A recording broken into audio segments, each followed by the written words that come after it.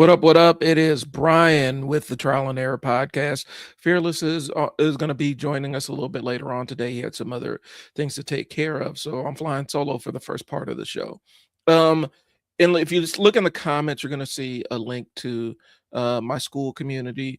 It's for people that want to learn marketing. And I've partnered with another marketing agency, and we are really tired of the way that people do marketing, the way that their retainers are and things along those lines. And so we decided to run a community to teach business owners how to do their own marketing. And it's the Foundry. So if you're interested, the link is actually below in the comments. Go ahead and give us a join. It's something that we've been working on for a while and something that we're in development of. I'm actually after this, I got a couple of errands I got to run. And I'm going to spin the block and get back to putting stuff in the Foundry and making it a more valuable community. Also, this is a link for the media room. That is going to be my content studio. Basically, I teach business owners how to record their own content, and they get to leave with their own piece of content. Right now, what I'm pushing is my Studio in a Box series, where I basically teach you how to build your own recording studio to get you up and running. And it's not as much getting the studio, it's getting the equipment and teaching you how to use it. Um, and so that's available too. Last week, actually, I was on site for a client and I did a full build out for an agency. Um, Really looks nice and everything. When I get done 100%, I got some cable management stuff that I need to get done. But I will post, some images so you guys could kind of see the kind of work I did. Uh, but really, it's me coming in, and you get to get the full use of my brain and what I know about setting up recording studios. And they could either be at home, you could have your like mobile kit where you can set up and pretty much record anywhere, coffee shops, wherever you want to go, or if you have a building or a spare room in your office that you want to turn into a content studio, I can come take a look at it and we can sit down and figure out what it would take to make that happen. So that's what I got going on. This week I wanted to kind of spin the block and go back to a conversation for your listeners that I had. And we were talking about the 48 laws of power and kind of debunking some of the mythos in that book. And really the conclusion is the destination we came to regarding the 48 laws of power is um, it should not be your guide to navigating your daily life if you have not if you're not if you can't really apply it to your your daily life if you haven't achieved a level of status or you're actually in a position of power and stuff. And even then, some of the stuff basically teaches you how to be a sociopath. And so the 48 laws of power, we're not saying it's a complete sham. I'm not saying anything along those lines, but the use of it is highly contextual. There's context where it makes sense to apply the stuff you read in that book. More times than not, there are better ways to handle it. And it comes down to the conversation between hard power and soft power. And so I wanted to do a conversation talking about different power systems that we're living in, and sit down and talk about how we in our society perceive power, and how it's actually being displayed. And so that's kind of what I wanted to talk about today. It's just something I had on my brain, and I wanted to get it out there. Okay, here's the thing. Most people believe that power is something that you can see and measure, and so they see power as money, status, dominance, visibility, right? Um, but reality power is indirect and structural, and it's really sometimes really hard to identify. I can't think of a better case than all the stuff surrounding what's going on. The revelations with the Epstein files. Because if you follow me on my other channel, I did an entire episode about me reading it with my journalism brain, with my journalism student brain, and kind of extrapolating some things from that. And it's really a display on how power actually moves in this society and in this country, and not just locally, not just in our country, but internationally too. Um, and the reason why I say that was Epstein was a very powerful man, and it wasn't because he had overwhelming military force. Even though he did have some people that did some do dirt dudes in the background. Um, it wasn't because he could physically uh, force or compel adults to do things. His power was executed over children and people that couldn't defend themselves otherwise. Um, but he had the power of knowledge and knowing where the bodies were buried and knowing exactly what he needed to do to get to compel people to give him what he wanted, which was he compiled all that blackmail material, and it was very targeted. He targeted heads of government, heads of in the law, in the legal field, corporate. He targeted people in high finance. He targeted people in tech um, because he knew that there was a lot of really kind of degenerate dudes hovering around in those orbits or whatnot, um, and that's what he leveraged. And so he was able to leverage favors out of these guys because he documented everything they did when they were in his presence, and he had relationships with a lot of intelligence agencies or whatnot. They viewed him as an asset. That's power, y'all. When you're powerful enough to call one of the investigative bodies who's actually investigating you and using your power and influence to get the highest up people in that office to back off of your case or remove people who are too overzealous in pursuing your case, that's power, y'all. And it doesn't necessarily come from might or anything. It just comes from the fact that he knows things that people don't want disclosed, or he knew things that people didn't want disclosed. That was power, and he built an entire structure around that power. He had an entire network of people that were roped into all the trafficking and all the other stuff. That's real power. And it's an absolute terrifying use of that applied power. And the people that were supposed to be in charge to protect everybody were benefiting from the intelligence that he was gathering in a lot of cases. And they didn't do anything to protect the innocent people that were caught up in his net. And so when I talk about power in that aspect, Jeffrey Epstein was one of the most powerful men in the world for a long time. And it was all because he didn't have militaries, he didn't have private armies or anything, but he did have access to the people that did have all that stuff, and he had leverage over them.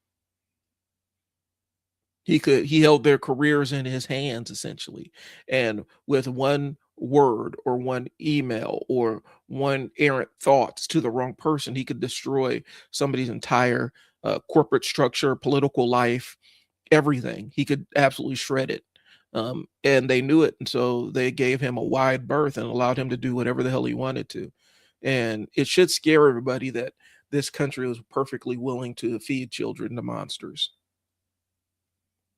and the other countries that were involved. I know they said that to a degree, British intelligence, Israeli intelligence, Saudi Arabia, all these other countries had their hands in the Epstein pot and they all benefited from what he did. Russia benefited from it. All these countries did. It's really scary, the fact that, and I'm not naive to that. That was my old life. I worked in abuse neglect stuff. I know how some of these networks work on a local scale. But he had the power to make his on an international scale and run for a very long time. So reality power is mostly indirect. And what people, and it's not something that you can visibly see. It's not something you can tangibly measure all the time. Um, and so the core question is, what if the people who think they have power are actually the ones that are not the ones that are actually shaping outcomes, right? So if the people that you think are powerful aren't the ones that are actually shaping the outcomes, what does that look like? Okay. The thing we need to understand and wrap our minds around is visibility is not the same thing as power. Being highly visible doesn't necessarily mean anything. It just means you're highly visible. And in an age where everything has a camera and every camera has an internet connection, pretty much everybody, if you got the right package of looks, you're talking about the right you're talking about the right topics, you're on the right platform, anybody can get a degree of visibility.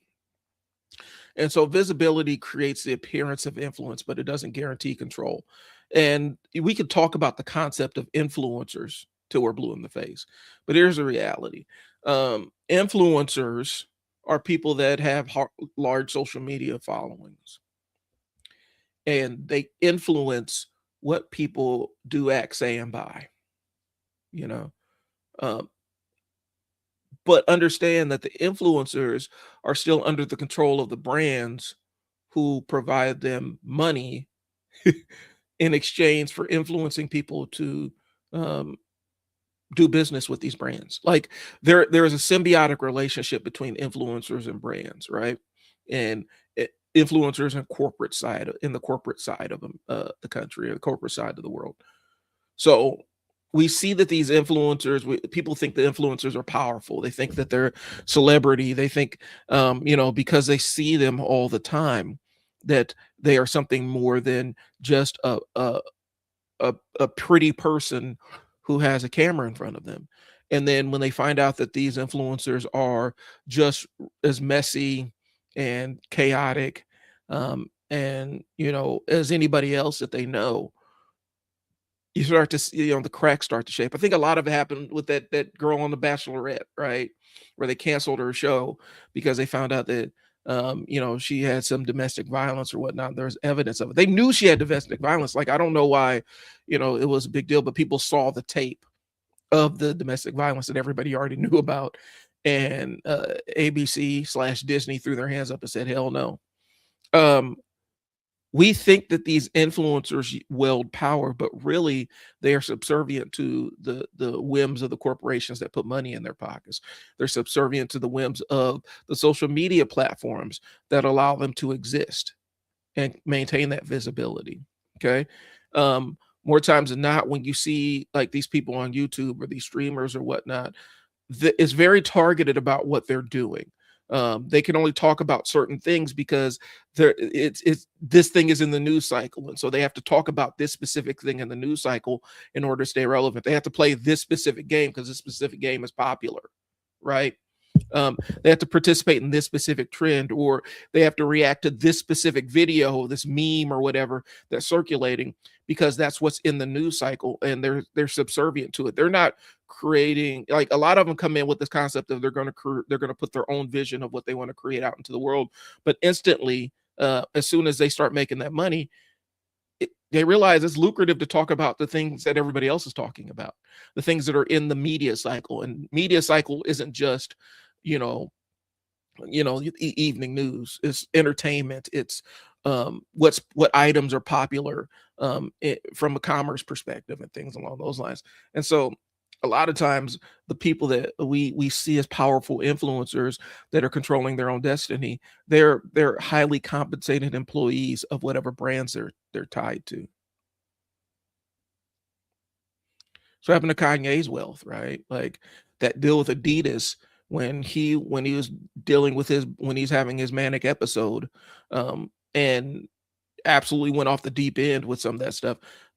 We found out that a lot of his business was really he was just a highly, highly, highly compensated influencer, with the Yeezys and all the other stuff. Once they pulled all that stuff out from under him and pulled that entire ecosystem away from him, he's not broke by any stretch of the imagination, but it took away his billionaire status like that. And that's the game, you know. And for a lot of people, I know a lot of people in hip hop were talking about Kanye has the power and the juice and all this other stuff. That stuff is flimsy. The moment he got on there and offended and started running his mouth and basically offended uh, a bunch of people that were putting money in his pockets, instantly that went away. you know and if your power is conditional, then it's not really power.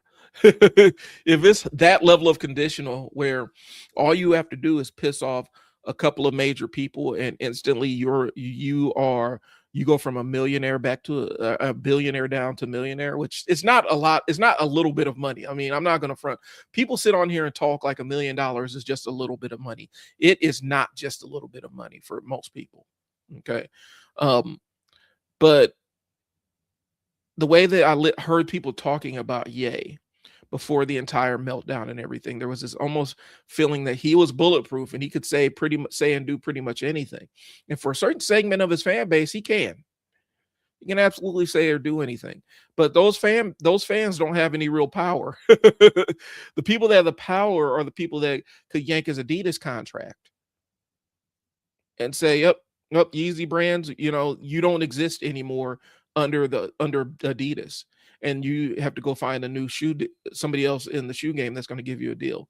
That wasn't power. He was just a highly paid influencer. Okay. And that goes back to the concept of visibility creates the appearance of influence, but it doesn't guarantee any control. A lot of these influencers, especially the kid influencers, which I really do feel sorry for, the kids whose parents started them out on the social media journey and kind of put them as the face of it.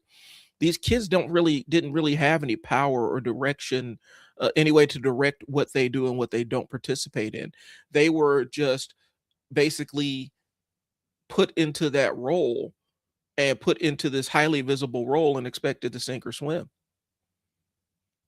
They didn't really have any control over what they talked about. They didn't have any control over what they said or did online. That was all dictated by, one, their parents, and then two, whatever was in the media cycle. Whatever people were talking about on social media, that's where they had to be. So they had to react to new movies and play with for the kids that were playing with toys, they had to play with the hot toys that were coming out. They couldn't play with the stuff they liked. They had to play with the toys that were trending. Okay. And so it creates that appearance of influence. People who are highly visible often, excuse me, people who are highly visible are often the most exposed and easiest to target. And that's what happens. You see it, with these professional athletes where they get caught up into these sugar traps with, they're out there on the road looking for love in all the wrong places, more or less. And it's really easy for internet scammers to get access to these athletes and ring their pockets because they can capture, they can get them talking intimate or sharing intimate pictures. And the next thing you know, it's a blackmail ring. Hey, if you don't pay us this money, we're going to show all this stuff to the public and destroy your career. That visibility doesn't mean anything. It doesn't really give them power. Okay. And so celebrities, influencers, public figures, they may have your attention, but they don't necessarily control systems. They're just highly paid and highly compensated employees of the system. Talib Kweli said it, give me the fortune, keep the fame. Because a lot of the fame comes with other handcuffs and other shackles, especially in the influencer driven culture where you could see a live streamer treated like this high Hollywood celebrity and only the kids know who they are. The adults have no clue who they are. But they're out there standing next to the old school, like they're standing next to traditional like celebrities who've been in movies or released albums and music videos or model and stuff. Now we're starting to see the streamers pop up next to them. And they're influencers too. Okay. And none of them control their systems that they operate in. Because those systems that they operate in can tomorrow say, yeah, well, you ain't hot no more. So bye-bye. That's what happened to a lot of these internet folks who came to being during memes, like who rose to national prominence because of the meme that they were in was really popular, are saying, yeah, people aren't laughing at the meme anymore, so now your career is over. Like that. And then they're back to being normal people who occasionally get recognized. It's the cycle that they used to put child stars through, where this kid is cute and popular and everybody loves this kid, until the kids, you know, their voice starts to get deeper and they start getting that acne and they start growing and they go through that awkward stage and everybody wants to drop them like a hot rock. Meanwhile, this kid is growing up and celebrity is the only thing that they've known. And now they're having to adjust to a world where people are calling them washed up at 13 years old. That's crazy. Okay. Um, and so true power often operates behind the scenes and does not require public recognition. In fact, true power doesn't really like public recognition because true power does things that that a lot of times the public will find abhorrent, whatever. Um, I still go back to the Epstein thing. That had to operate in the shadows, but it was also one of the worst kept secrets among the people who were participating in it. Okay. But yeah, true power doesn't like public recognition, doesn't require public recognition to work. It requires capital from the public, but more times than not, nobody wants to see how the sausage is being made. Okay. Um, the attention to explore is that most visible people are not the most powerful, and I think we have to really wrap our minds around that. There's always somebody behind the scenes controlling the strings. Back in the days, it was what the studio system, the movie studio system. They would have these high powered stars, and they were in all the movies and everything. But at the end of the day, the people that were really in charge were the producers, and the heads of these studios. It's kind of the same way now. You know, the heads of the studios are the ones that are the billionaires. More times than not, the stars, yeah, they're rich and famous, but their money ain't touching some of these Hollywood producers. If we look at it like this, how directors, how directors and screenwriters a lot of times, even if they've directed Oscar movies and won for best screenplay, this, that, and the third, they're having a hard time. Sometimes they still have hard time getting work, because they have to sell their idea to somebody that has money and basically go around and fundraise for their own projects. Okay.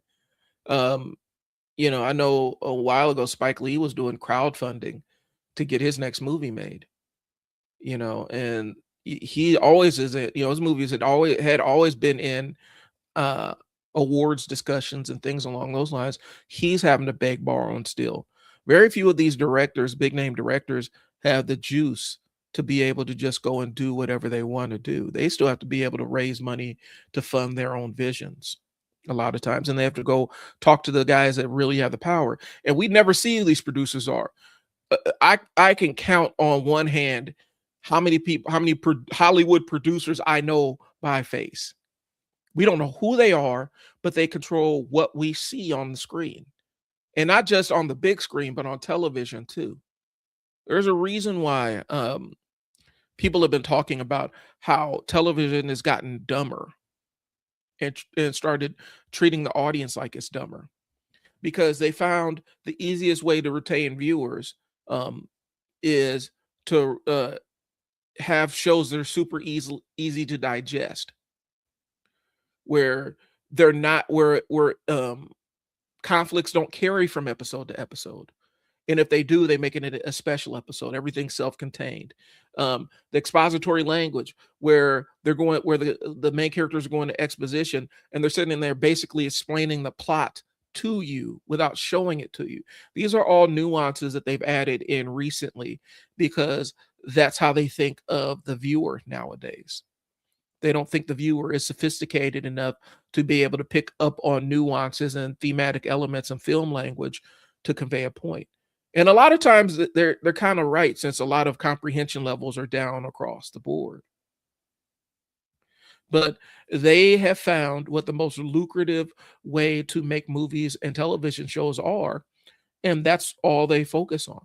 So you don't see any more cutting edge stuff, genre bending things, unless one of these people that has a lot of money truly believes in the project. Okay.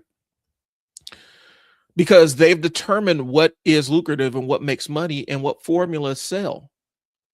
And they're never going to let go of it. That's what's happening. Music is a great example of that, really formulaic kind of thinking where, um,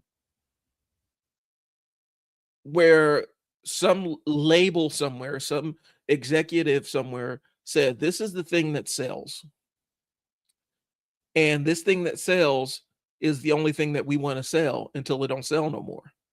And so that's why you see one artist get white hot, and then there's 5 different clones of that same artist, and then as soon as the public is moved away from them, every single one of those artists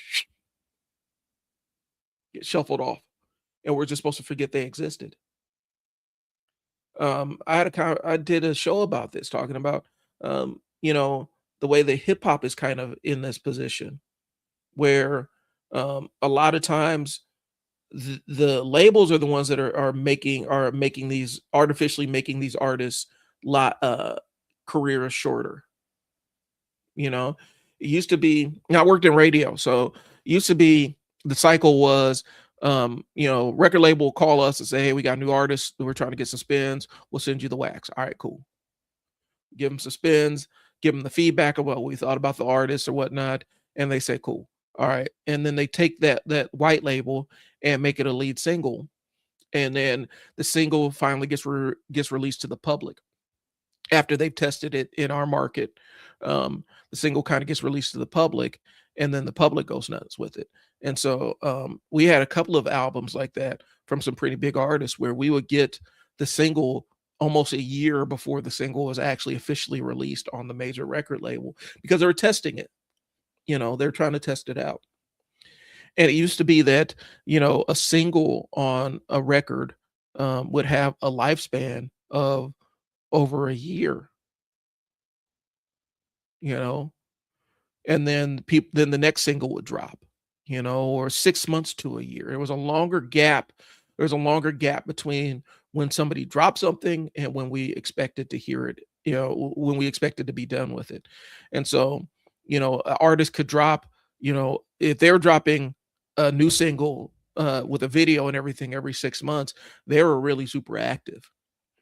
And records were like, they're, were in the spotlight for 2 to 3 years before we started expecting a new record for somebody. That used to be the cycle. Now these artists got 6 months. You got 6 months, and they don't even really care about the follow-up single. You just got 6 months to do whatever you're going to do, um, you know, and make things happen. You can't build an audience in 6 months. You can't build people that want to, just the way the music is released and the way it hits, it's going to, especially in hip hop, it's going to hit the urban markets first, it's going to hit the hood first, and then kind of spread out to the suburbs. And that's a longer tail. But by the time these artists have kind of gotten their fan base together and the people that will pay for tickets to watch them in the show, it's too late now. The label or whoever's trying to shuffle them off for the next artist that's coming along. And so these artists have cycles of a couple of months to try to build steam with a career. It's crazy. And the people that are making the decision is not the artist. That's the artist is not making the decision. A couple of artists have peeped the game and realized the real juice is controlling your social media platform, and being the one that releases your own music and everything. But that's a harder path because you're not getting that outside money. You're not getting that investment from billionaires who are the heads of these, who are basically the heads of these studios or whatnot, because they don't really have power, y'all. Is what I'm saying. And so they are just victims, or they're employees of this system that they don't have any control over. Everybody knows who they are, but when they disappear, everybody's like, "Well, what happened to them?" Well, the labels, the people that were really in charge said that they ain't popping no more, and they got to go away. That's the game. Same thing with celebrities.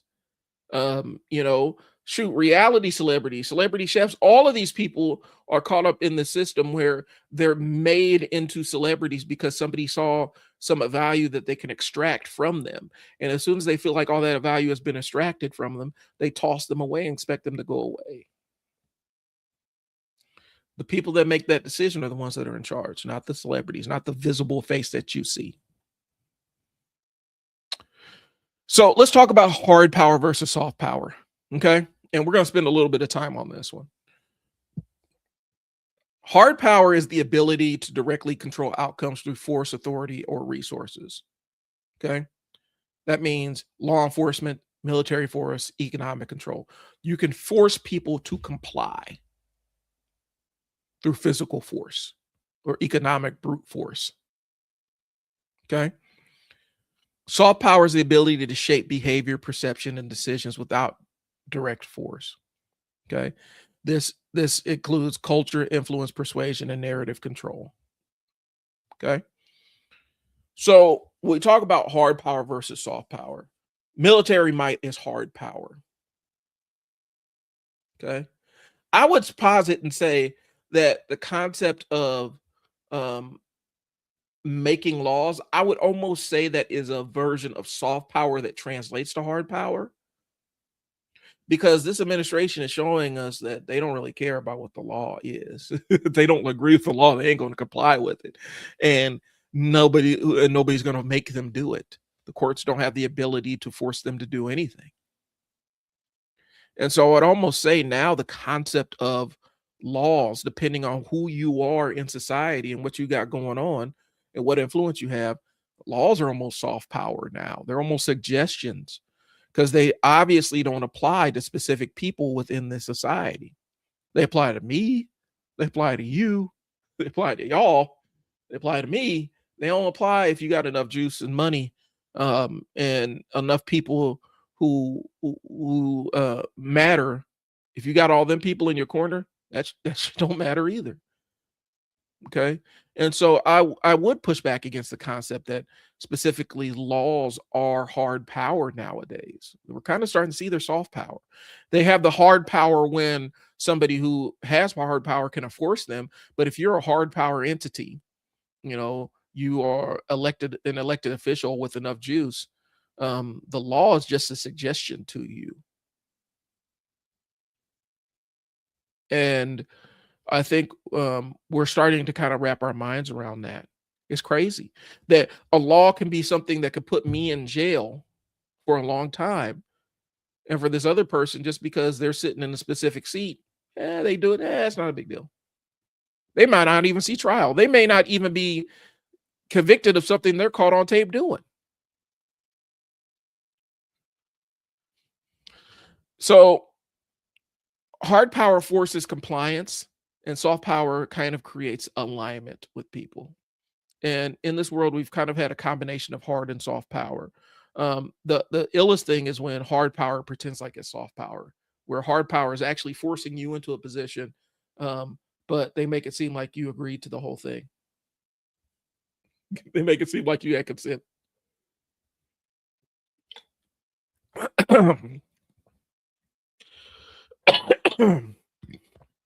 I look at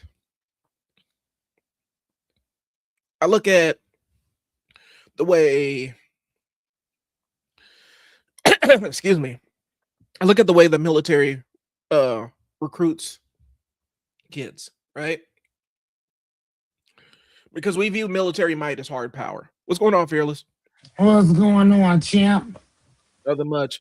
Talking about power and hard power versus I saw that, man. That was some good stuff. I loved it. Yeah. but I'm a little bit off my notes here, but one of the illest things is when excuse me, when hard power can essentially pretend to be soft power, right? Where it's literally forcing somebody into excuse me, y'all. Got something going in my throat. Hold on one second. Fearless.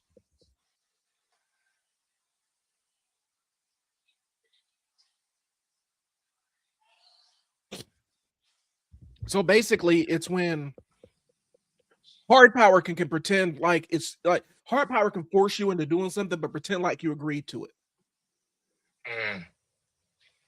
When it manufactures consent, right? Like the example I used was growing up, the military recruiter, right? They'd all be all up in our school. And they would be targeting a very specific demographic of kids up there, right? When I was in school, when I was in high school and everything, it was kind of known I was kind of I was in that college bound track, right? But the way that the recruiter stepped to us at that school was, well, I mean, college might not work out, and you won't have anything to do, man. You want to stay out of jail, you want to stay out of trouble, you can join the military, man, and you get you a car, you get some housing, you get a career.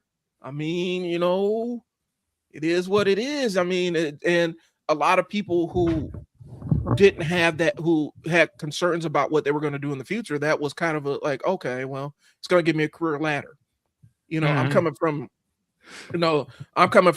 people would be coming from a place where they didn't necessarily have other people that had that level of stability, or adults that had that level of stability in their world or their life and didn't have careers. Well, shoot, the military steps in and says, hey, we can provide you a standard of living. All you got to do is just sign right here. And then instantly you sign right. Instantly you agree to sign right there. Instantly you're under the hard power, because they can compel you to do anything. They can ship you anywhere in the world. They can give you assignments to harm people. They can do all kinds of other stuff, and you have no choice but to go along with it. I mean, well, see, that's just it, though. Can you hear me? Yeah, I can hear you.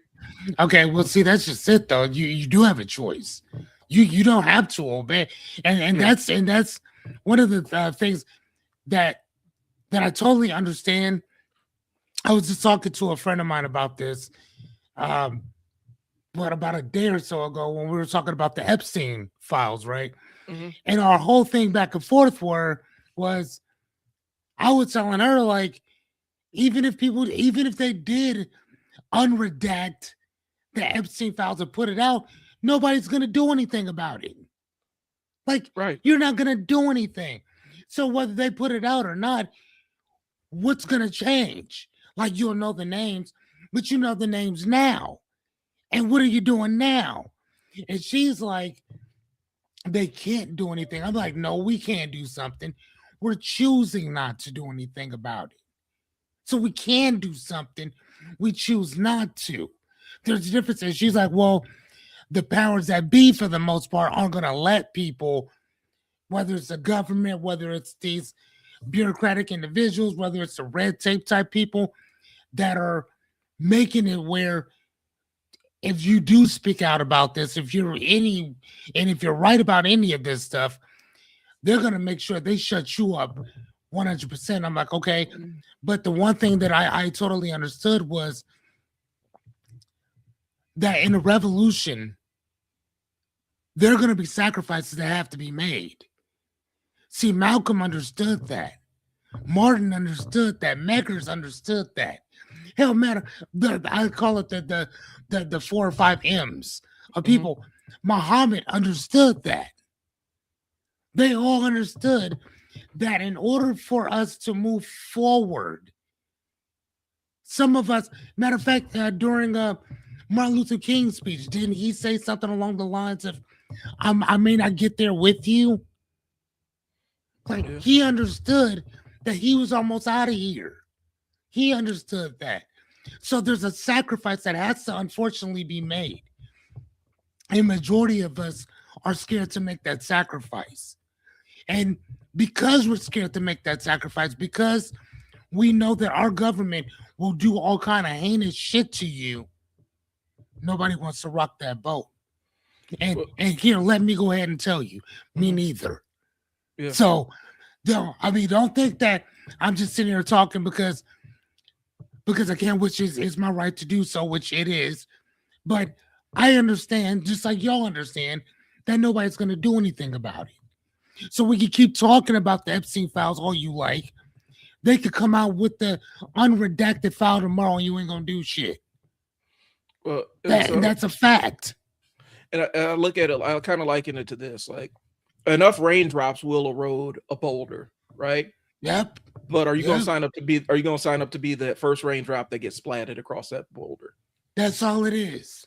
And so that's all it is. But specifically with the Epstein thing, I kind of see both sides, because here's what I'll say. The hard power is like when the person in charge, like when we're looking at the separation of government, like separation of the governmental powers, right? That's eroded right before our eyes, right? Because now the judiciary has no check and balance control over the executive, and neither does the legislative. So what used to be co-equal branches of government, they have no power, because the power that they actually had was soft power to influence, not hard power to compel or coerce. And we didn't know that until it got tested. Yeah. We didn't know that until it got tested. And the executive power does wield that, then they wield it like a hammer. And so the executive branch can literally say, yeah, okay, we unredacted it and whatnot. You ain't going to investigate this no more. That's what happened. You're done. That's what happened. And this goes back to the show I did talking about this. That's what happened originally in Florida, with Acosta. He was the AG, if I'm not mistaken, of Florida. And the call came down from on high, because there was one prosecutor that was really invested in getting the names published and all that other stuff. And the call came down from on high and said, remove her from the case. And they're saying that there's emails, and I haven't seen these emails, so I can't verify the veracity. I haven't seen them yet. I'm still going through a lot of parts of it. But there are emails that basically said Epstein was the one who basically said, this person is really on my case. We need to do something about that. And then the call comes down from on high and pulls them off of that case in Florida. And Acosta gives a sweetheart deal to him, which essentially is 13 months work release, and he can't be further prosecuted. The hard power basically stepped in and said, nah.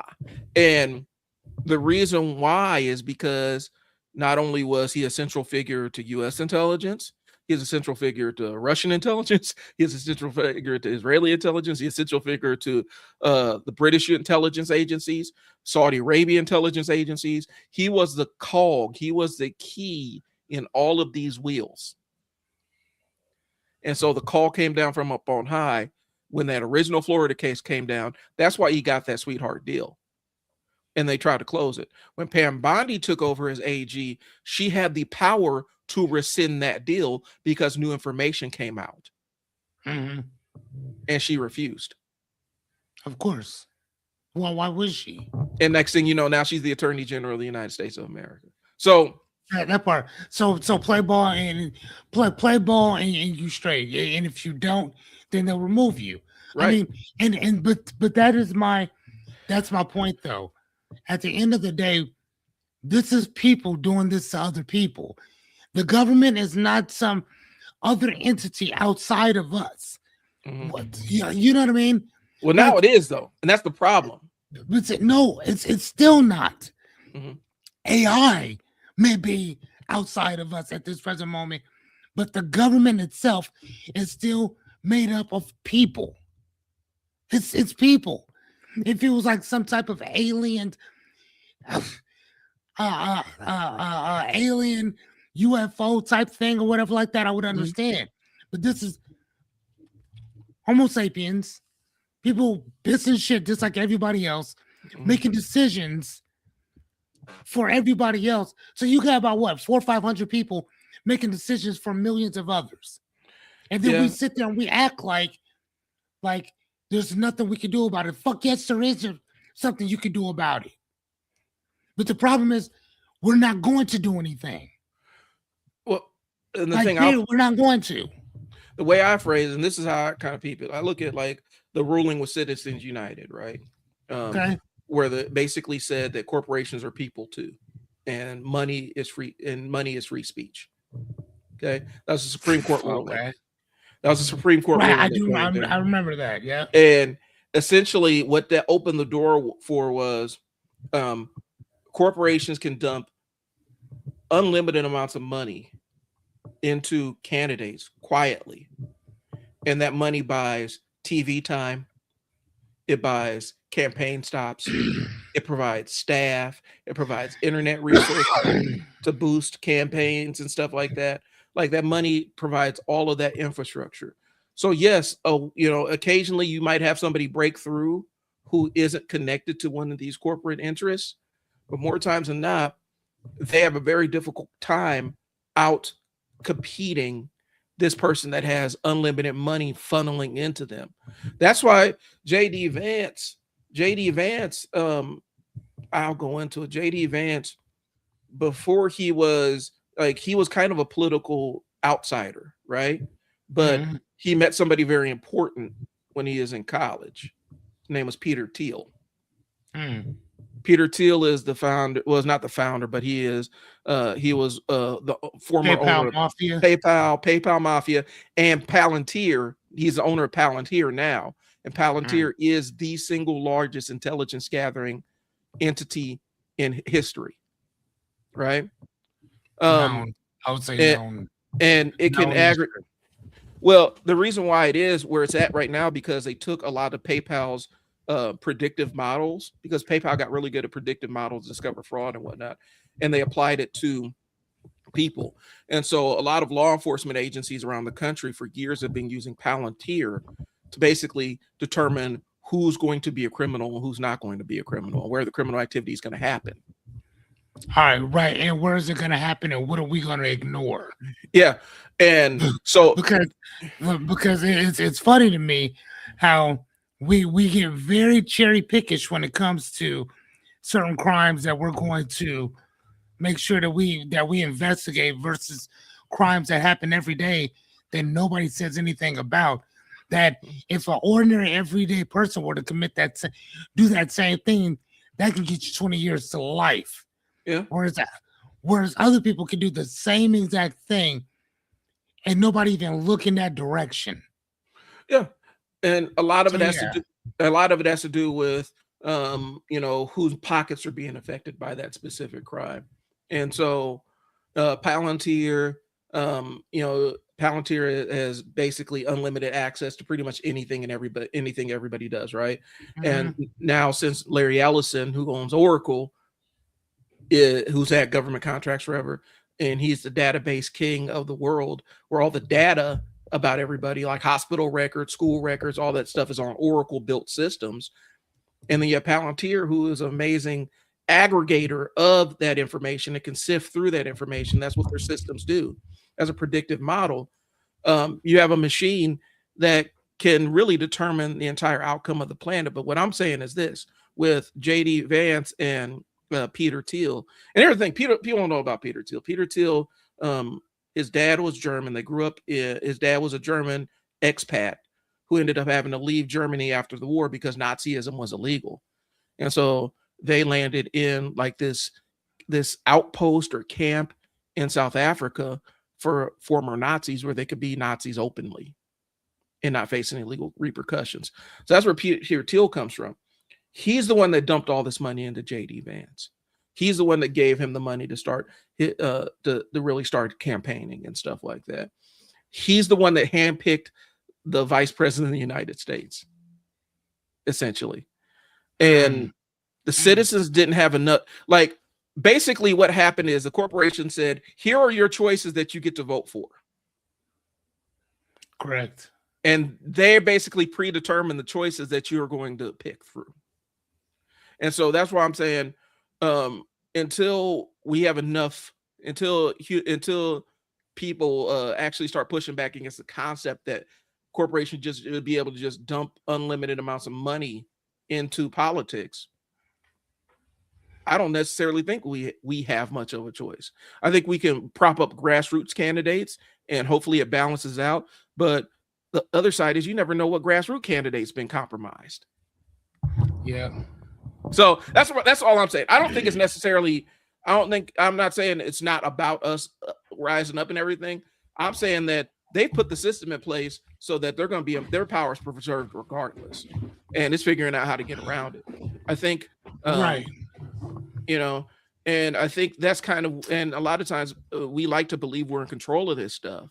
And that's it gives us comfort, point, though, bro, is that we're not in control of any of any of this stuff. And that's kind of and here's the thing.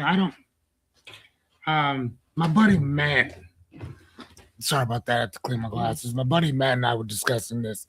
Mm-hmm. And I want you guys to understand something. Like, we're doing this to ourselves. Mm-hmm. This isn't some type of alien invasion or anything like that. Like, we are so bored as human beings that we pick fights with other people. We I'm gonna take this real quick. exert our, go ahead, do you. We exert our dominance on other people. We exert violence. Well, I think I already said that. But I think that for the most part, a lot of it is just the attention or intent of attention that maybe we're not getting from home or something, but we're always trying to control something. We're always trying to dominate something. If you look back and you look at, for instance, let's take a look at the pyramids, for instance. Mhm. The pyramids at one time had this white coating on them that literally glistened in the sun, glistened. So it had the rocks that you see today, but it had this coat on it, this clear coat that as soon as the sun hit it, you could see that thing from all over the place, like the pyramids. If you look at down the street a little ways in Mecca, there's that Muslim thing that they have that the Muslims walk around, Mhm. whatever in Mecca, right? So a lot of them took that and they were making stuff over in those areas or whatever using stuff that they got out of Egypt. Now, you know that a lot of this stuff happens, especially when you look at the people that are destroying these ancient monuments. You know they didn't have anything to do with building them. Right. That's the reason why it's so easy for them to destroy them, because they didn't do it. You see what I'm saying? If you were to go to the Sistine Chapel and you were to take a rocket launcher and blow that thing to pieces, you're gonna have a bunch of people in there pissed off about that. Yeah. Right? You'd have people upset about that. You going to jail? Why would you come in here and destroy this? Right? You could do that. They could go in and build mosques and this and the other off of stolen property and destroy stuff that they have nothing to do with. Right? 'Cause they don't give a shit. They didn't build it. Who cares? Right? So I guess for myself, what I'm saying is that I think that we start to understand one of the things that again, I'm sorry, that my buddy Matt and I were talking about, and Matt is a philosopher like myself, Mhm. is that we consistently destroy shit just to be doing it. Right? We are in war with people just to do it. Those people ain't got nothing to do with us. Right. Nothing. I still don't understand exactly what we're in war for now, as opposed to somebody else wanted you to be in there, wanted you to do this, right? And a lot of it, if you go all the way back, a lot of this is based off of a book and a belief that is where the new heaven or whatever is going to be, the new war or the final war is going to take place. Here's my thing. If God wanted something like that to happen, God would make that happen. But God ain't got shit to do with this. Nothing. This is people playing around with the mythology, Mhm. right? And which is crazy because most America has actually been anti-Jewish for fucking ever. So, but all of a sudden, when it comes to Israel and doing this and the other, now it's we need to stand up for the. You don't give a fuck about them here. Uh, You didn't give a shit about them during World War II either. I right. mean, so again, we're fighting on some shit that ain't got nothing to do with us, or whatever. And again, I will be that individual who says it. We got problems right here that we could be fixing right here. The money that we send to other countries, and it's so funny to me how they'll be like, "Yeah, well, we ain't got the money for that." but I just saw you spend however many trillions of dollars over there, which ain't got nothing to do with us. The military industrial complex wastes more money. Look that shit up. They waste more money than it would take for us to just go ahead and fix healthcare here, education here. People have been asking for marijuana to be legal for what, 20, 30 years? And yet instead it's like, well, we can't do that. We can't do that. But then the state itself says, you know what, we're done listening to you. And then the states start opening it up. And how many states do we have now? Like 20? Yeah, something like that. Could you look that up, please? Yeah. How many states do we have right now that have legalized marijuana? And every year, another state is legalizing it. Nebraska technically legalized it, but then who's your boy Pellin, or who was it that stopped it? And so that's what I was going to get to that. I can expand on that one. I mean, but that's not 24. The only 24. So that means that we have what? We got 26 more to go. Well, it's 24, and then 38 have legalized it for medical. For medicinal. Yeah. So 24 have legalized recreational, 38 have done it for 38. 38 have done it for medical. Okay, so then we need 12 more. And then we're good. Then what? And then what? Nothing. Again, so the problem is, again, like I just said, it has nothing to do with our government. It's us. And once we decide what we're going to do, then we move forward in that. Yeah. Right? Well, and then if you think about the United States, we ain't united in shit. So the only thing that unites us is a border. That's it. Nothing else in the United States. We are not united in nothing. So nothing. One thing that was going around, and this is what I was talking about, talking to people about the dangers of Christian nationalism and white nationalism, right? One of the things that people in the military are reporting is some of their, like, coming down from up high, they're basically being told that this is a holy war that they're going into, and this is going to bring back the return of Jesus and all the other stuff. This is coming down from people up high, the people that are making the decisions about what's going to happen, who don't believe in God. Who do not. And so the head of what they call it, the Department of War now, Pete Hegseth, he's tied to a white fundamentalist Christian nationalist church. And so he says stuff that his pastor believes. His pastor had been talking about miscegenation laws and all this other stuff. And so now all of a sudden we're starting to see a lot of this stuff seep over into the military. Where it's not like it wasn't present in some degrees before, but now this is the vein that he tapped into. And so coming down from him, he's basically telling his guys, this is a holy war that you guys are going into. You're going for a righteous cause. And and this is going to bring about the revelation, all this other stuff. Is crazy.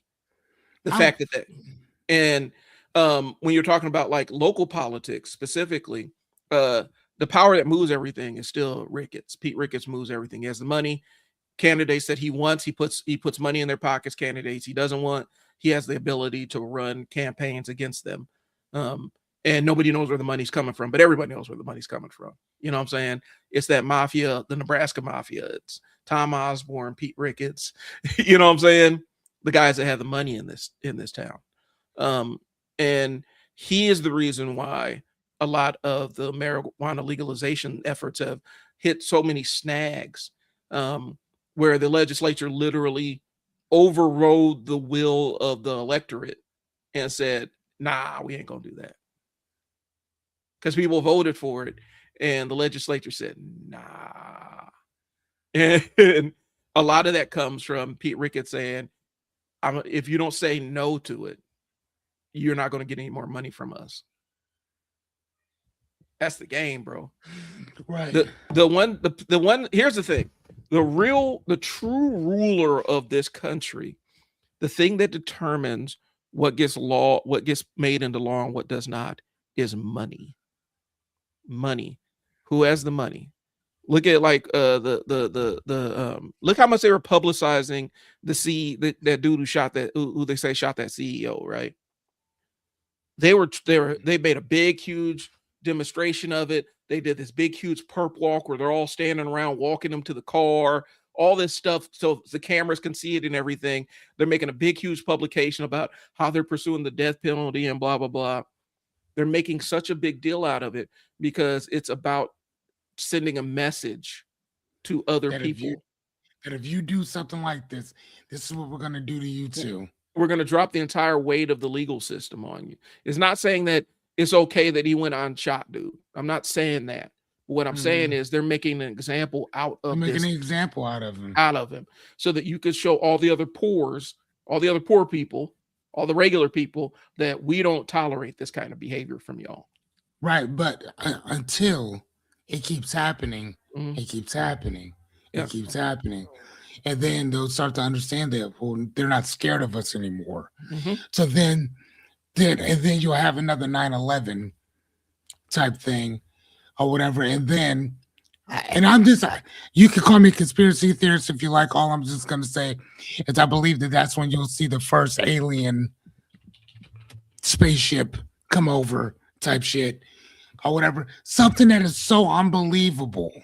You know what I'm saying? Like something that's like, oh my God, it's here. And then all of a sudden now we unite together. Well, there was a CEO. You know what I'm saying?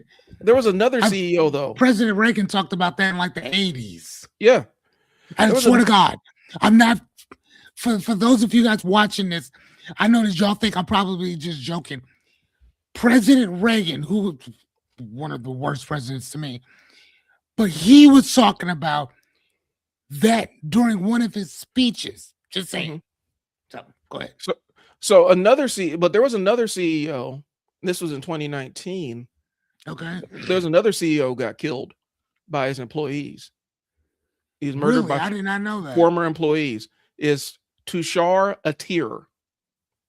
He is murdered by 4 men, including 2 former employees who claimed he treated them cruelly and humiliatingly, forcing them to do push-ups for their paychecks. And fostering a toxic work environment. Like he was screaming on them. He'd be yelling at them. Oh, wow. Let's Made see. them do push-ups for their paychecks. Yeah, like you had to do That's 500 push-ups. crazy. You had to do 500 push-ups before he paid you or whatever.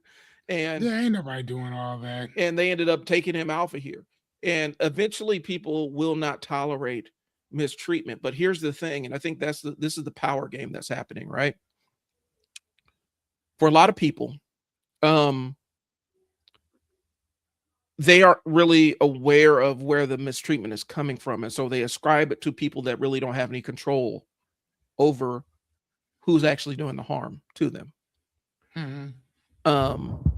And so they have scapegoats, and as long as the people in power can say, yeah, it's not us, yeah, life is tough. Inflation is high artificially. Gas prices are going through the roof because we blew up some stuff overseas, and we destabilized the entire region where we get most of our oil from, or we get a good chunk of our oil from, and a lot of our natural gas from.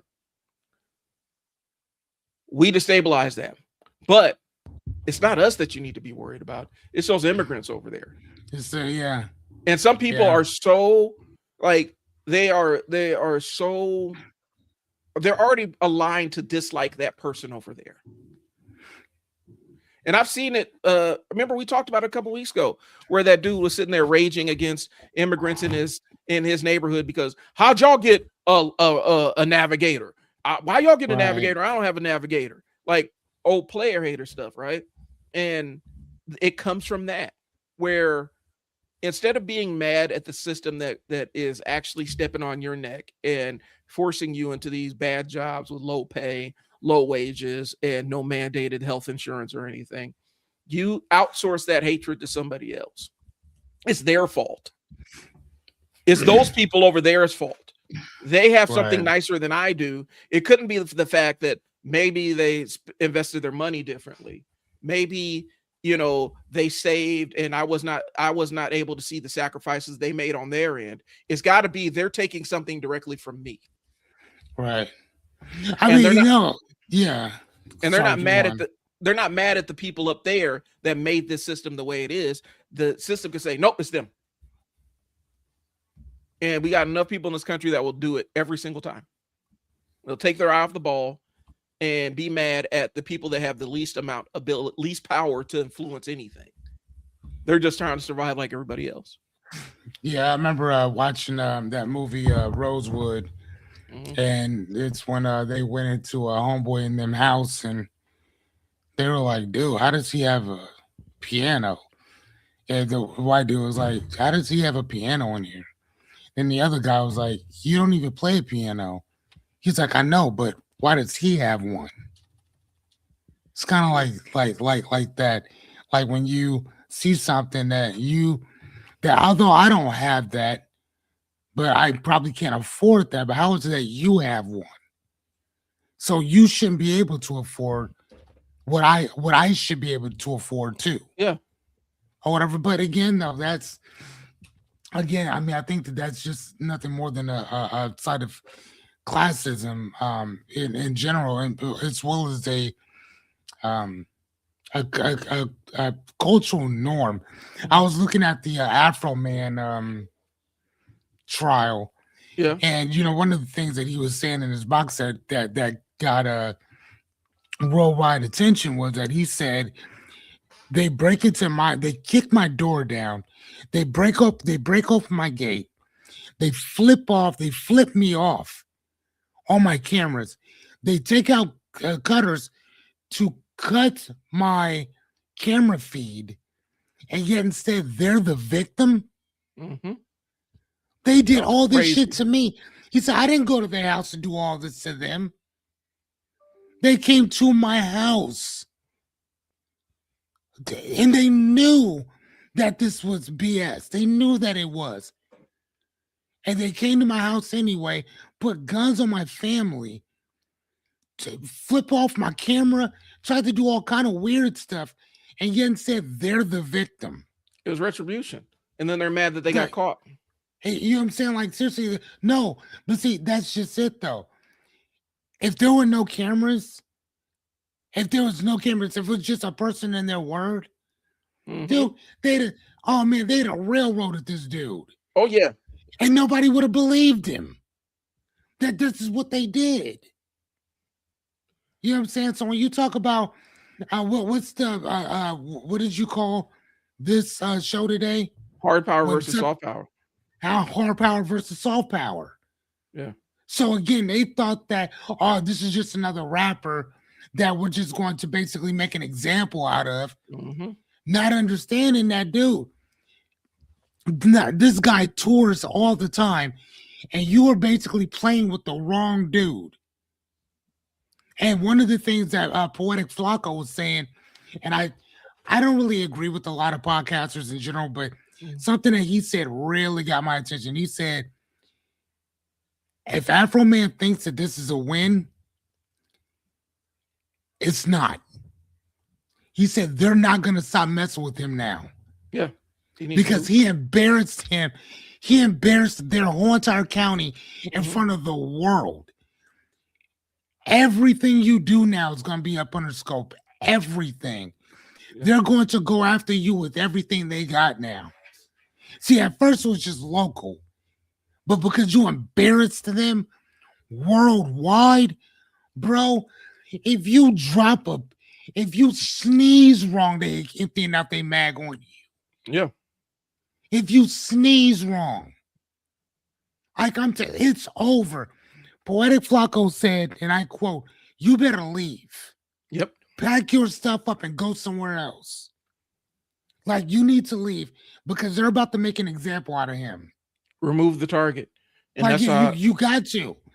Like, you have to. I mean, matter of fact, and if you think I'm joking, look at O.J. Simpson. Remember what happened with him? He got off from that double murder, right? And then what happened? All them years later, he's at a hotel room getting his stuff back or whatever, and the other guys who had guns and all kind of stuff were let go because Yep. they just wanted OJ. OJ served what, 10 years Mm-hmm. for something that would have just been a smack on the wrist. You know what I'm saying? Didn't the judge or something like that say something along the lines of "got him now"? Or It was crazy. something variant to that. But they're not playing with us.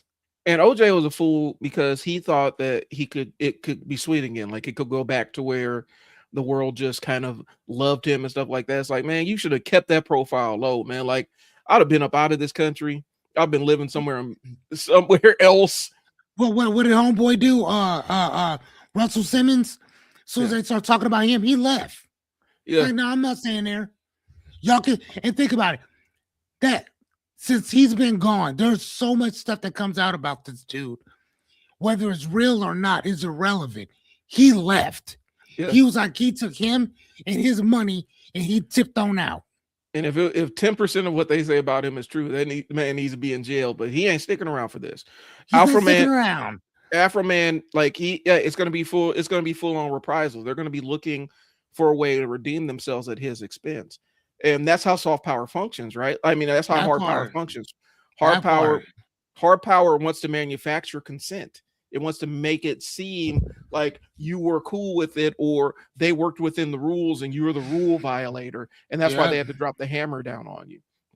How much should have bet next time they're gonna find some CP and pictures and in his car or something like that? Yeah, you know what I'm saying? Some real weird shit.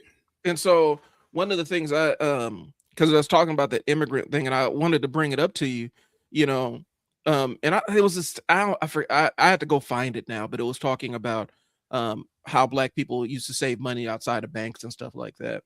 And yeah, because they wouldn't mess with us. Yep, the entire concept of susu, what they call, now susu from other countries or whatnot, but we had our own form of susu and stuff, and how much that destabilized and upset the banking system because they didn't have hard power to wield over us by way of repossessions and evictions and stuff like that, because the lending was informal. You know what I'm saying? You had your own source of money. If you couldn't pay for it, you put it on layaway or you saved for it until you could pay for it. You did without it. And the banks almost had to, the entire system had to work against black employment and make a lot of people who had industrial jobs and stuff, those jobs went away. And so their ability to save went away. And so they had to start financing stuff through the banks, and the banks are all in their face like, hey, we can get you a car at a great rate and you only have to pay X, Y, and Z. And these people didn't have the cash reserves that they had. Black folks didn't have the cash reserves they used to have, after a couple economic downturns. And so now they got to do the bank thing. But for a long time, we were excluded from the banks. And that was actually a power. That was actually a economic superpower for us. I remember I forgot what book I was reading, or was I talking to somebody? They were talking about, during the Depression, man, like there are people that were mad at black folks during the Depression because they're like, why? Where are they getting this money from? Well, black folks weren't allowed to bank, so they couldn't put their money in the bank, so the bank couldn't steal their money. Yep. And so, but they had to basically, the system had to tilt to dump a bunch of people onto unemployment so that they didn't have any other choice but to go through traditional banks to finance homes and cars and stuff like that.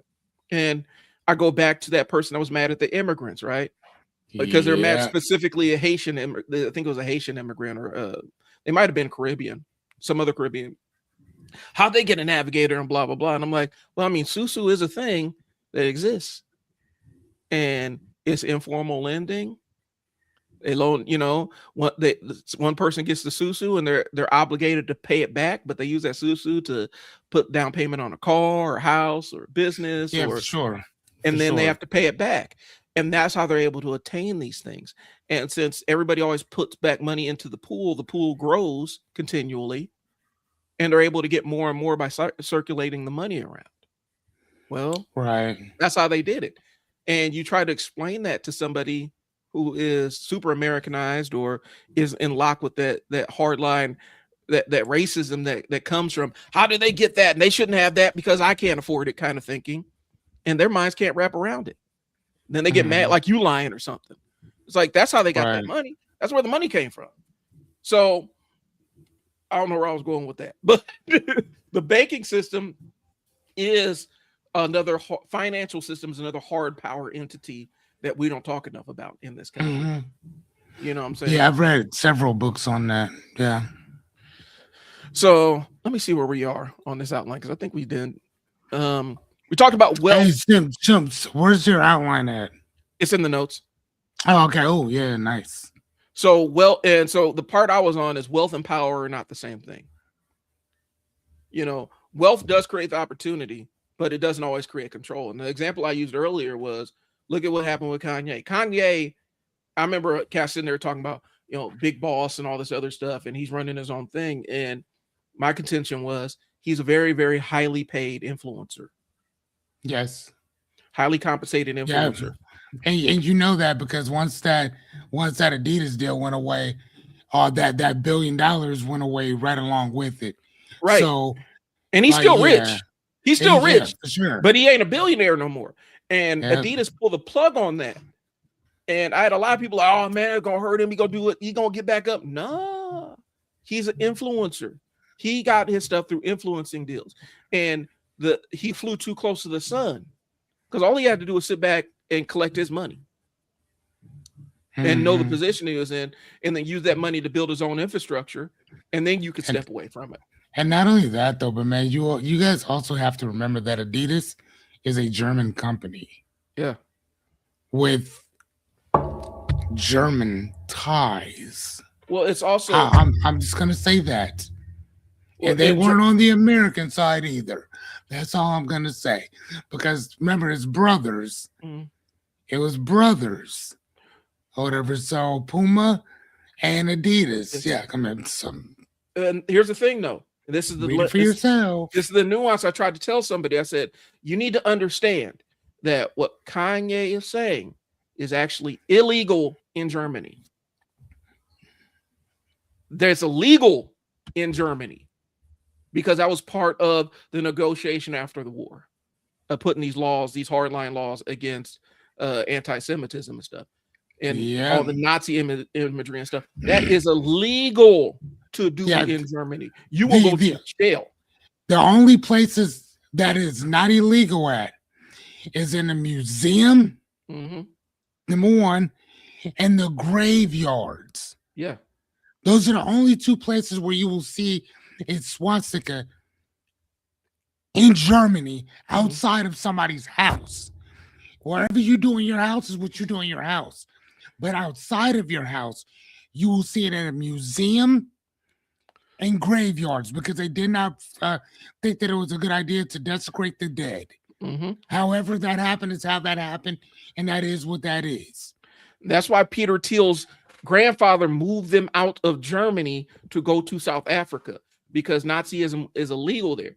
And Kanye made a strategic blunder with this stuff. And I'm not putting it, because I still do believe that there was a level of, you know, his mental health that played into this. This man was in a prolonged manic episode, in a manic state, and he's unmedicated. He said a bunch of stuff that was really, really stupid. But there are bipolar people every day that don't go on Nazi loving sprees. So, but Kanye was wilding, and I was telling people like, yo, it's illegal for this. So not only is it bad PR for Adidas, but they can face legal repercussions in the country that they're based out of.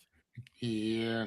And so they said no and dropped him, and that billionaire status went to nothing. And it didn't go to nothing. Bro's still rich, but it went down to millionaire. And so there's a difference between having wealth and having power. Now, a lot of very powerful people are also really wealthy.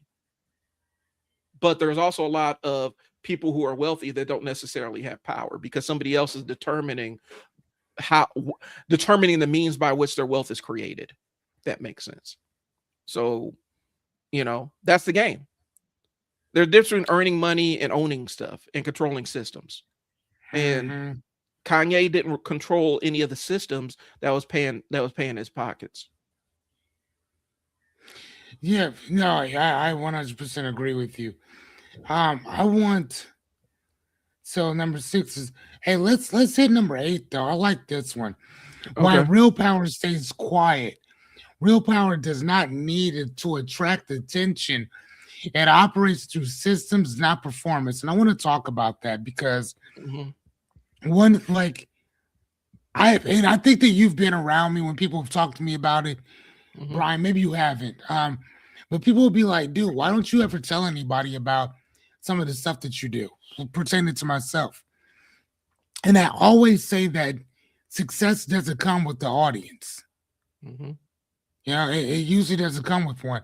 Most of the stuff that I've accomplished, nobody was really around me, right? And I don't feel that it's always a good idea to showcase the shit that I've gone through, the things that I've done, or whatever. Like just like when I went and bought a particular car, I had to fly to a particular place to go get this car.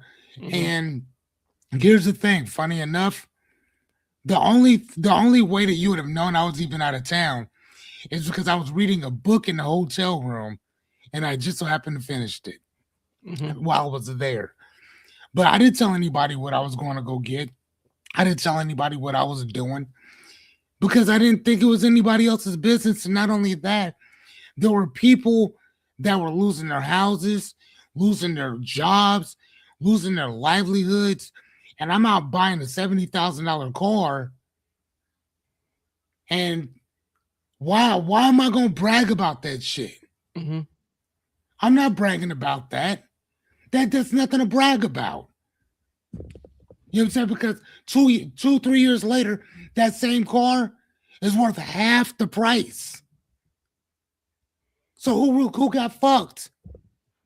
Why would I put that out there for people to come? Oh man, look at what I just did. No, I'm good on that, Mhm. and I'm happy that I didn't tell anybody that because I'd have been sitting there looking stupid. But when success comes, and I was talking to Jessica about this soon. That's what we were Mhm. talking about. She was saying that, dude, there's millionaires and billionaires probably that we don't even know their names. We have Mhm. no idea who these people even are. And this is what she was talking about. How real power, you don't know who these certain people are. Mhm. I remember reading a book by T. Harv Eker, and I forgot what it was called. I think he had a couple books, but anyway, there's one particular book or whatever, and he was talking about matter of fact, no, it was either him or the book I read called The Millionaire Next Door. Yep. And the millionaire next door was talking about how these multimillionaires will be driving buckets, buckets, old Lincoln Continentals, old pickup trucks, shit like that. Like these people are multimillionaires and you wouldn't even know it Yeah. because most of the people that you think the illusion you have are million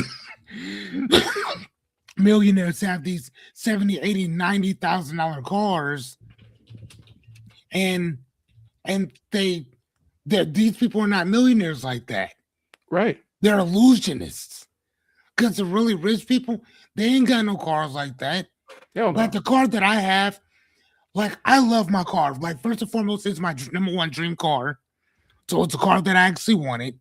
Um, once I'm done with this car, I'm gonna go get another one. Like that's how much I love my vehicle, right? Mhm. So it's not like I'm gonna get the next best thing and I'm gonna go from here to over there. I don't need to do that. I found the car that I like, so I'm gonna kind of I'm gonna ride this one out, right? Right. Regardless of how other people may feel about it. But again, most people, when we look at that illusion, when we think about that power, we consistently keep thinking that the people with the power are the people with the money and you can see it on them. But Mhm. most of the time you don't. Buffett has been living in the same exact house since I was a kid. I don't know when he bought that house, but I'm pretty sure it was in the 70s. Mm-hmm. I was born in 78. If I'm not mistaken, he had that house before I was born. Yep. So, but everybody in Omaha know that's what it is. Now, his company may own a bunch of houses, right? But he owns that house. Yep. That one house. Now, again, his company may own damn near everything else around here, but he himself owns that house, and everybody in Omaha know where Warren Buffett live. He bought it in 1958 for $31,000. That's my point. Mm-hmm. That's my point. That's my point. Yeah, and you know what I'm saying, like that's my point. So again, and I don't know how many people be driving around Warren Buffett's house, but I know that when we drove past there, just going somewhere else, there's not a lot of people that be going over by that man's house. Oh.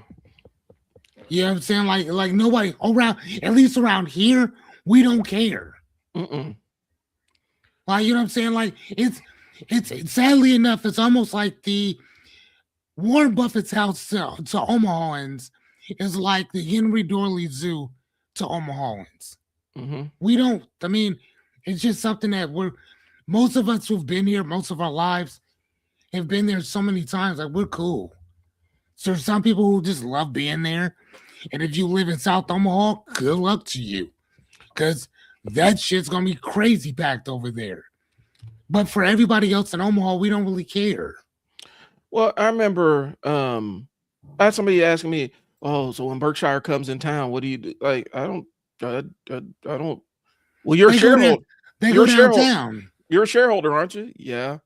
Well, what do you? Are you? I'm not all up under them like that. I'm not all up under them people like that. Like, I live here. I see all these places. Like, this ain't new. Like, this ain't new territory to me. I've been here before, but for a lot of people, they have a hard time wrapping their mind around it. Like, you were a shareholder and you didn't go to Berkshire. No, why? Why would I? I've been to all these places. You ain't gonna take me to Dairy Queen with Warren Buffett. I can go Dairy Queen by myself. Yeah, it's right down the street. I don't need to be with Warren Buffett to go to Gorat's. I can go to Gorat's by myself.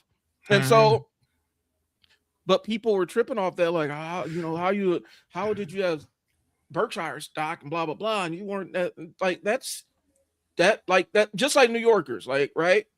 New Yorkers don't be going no Statue of Liberty, bro. They don't care about that.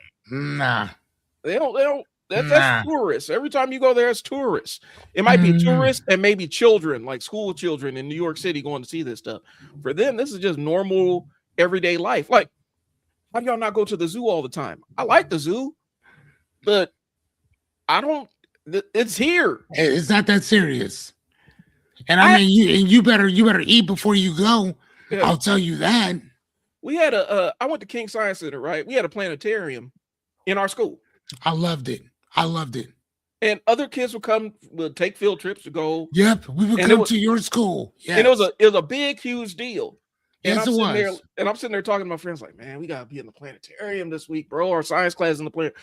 Oh, your science class in the planetarium? No, you don't understand, bro. Like, all we do is sit there and watch. Like, we watched 2001 on the big screen in the planetarium. That was our class assignment. And then we have to memorize the constellations, bro. Like, we don't get the show that y'all get. This is actually learning. Like, this is part of our class. We're actually learning stuff from this. This sucks. This is not. I got you. And so, and sometimes I have to, even like when my kids were, when it was a big deal for them to go to the planetarium, I had to make sure I didn't affect them with my apathy, because I spent like 3 years at King Science Center from 5th to 8th grade, going to their, like, it was part of our science class. Like, this week is planetarium week. Oh, God, right. Right. But you talk to my boy at Macmillan, he's like, yo, planetarium was fun and everything. Like, damn, I wish they would do that for us. Yeah, I went there. I'm a Central Park Westbrook dude. Yeah. Like, I went to Central Park, and we went from Central Park Westbrook over to King Science Center to go see all stuff, and I remember that because like I was messing with some little chick in there, man. So yeah, it was great. Even what was it? The SAC? Was it SAC? SAC, yeah, the SAC Museum. The SAC Museum, Air Force. Yeah, we will go there and stuff. So man, we had a lot of fun, man. But yeah, I do remember King Science Center, man. Like you guys' thing was amazing. And who would have thought that I'd have grown up and absolutely love astronomy, man? Like love it. I mean, it was. And I was a space nerd. My mom sent me to that. It wasn't called Space Camp, but it was Space Camp down in Hutchinson, Kansas, and stuff. Like I had pictures of myself in the astronaut suit. I was the mission commander for the simulated mission and everything that we went on and stuff because I was the only one who had aeronautics in school, and like I would do all this stuff.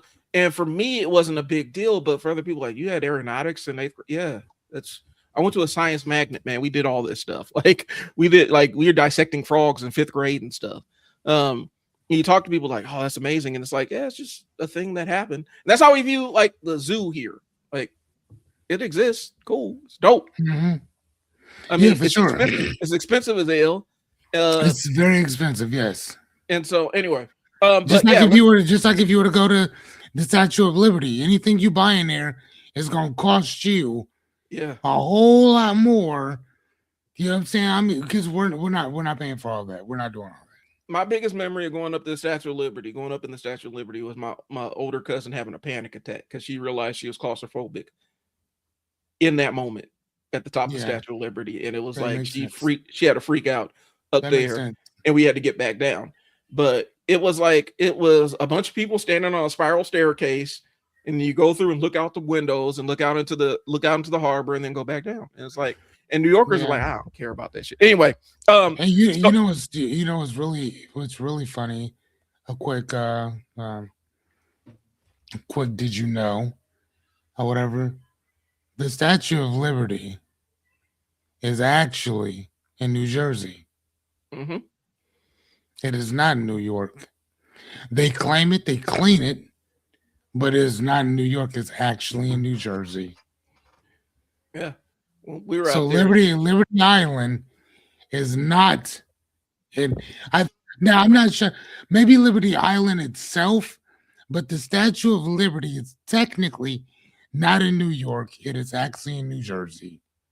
Just throwing it out there. Boom. So let me look at this. Okay, so the real power stays quiet. Let's spin a little.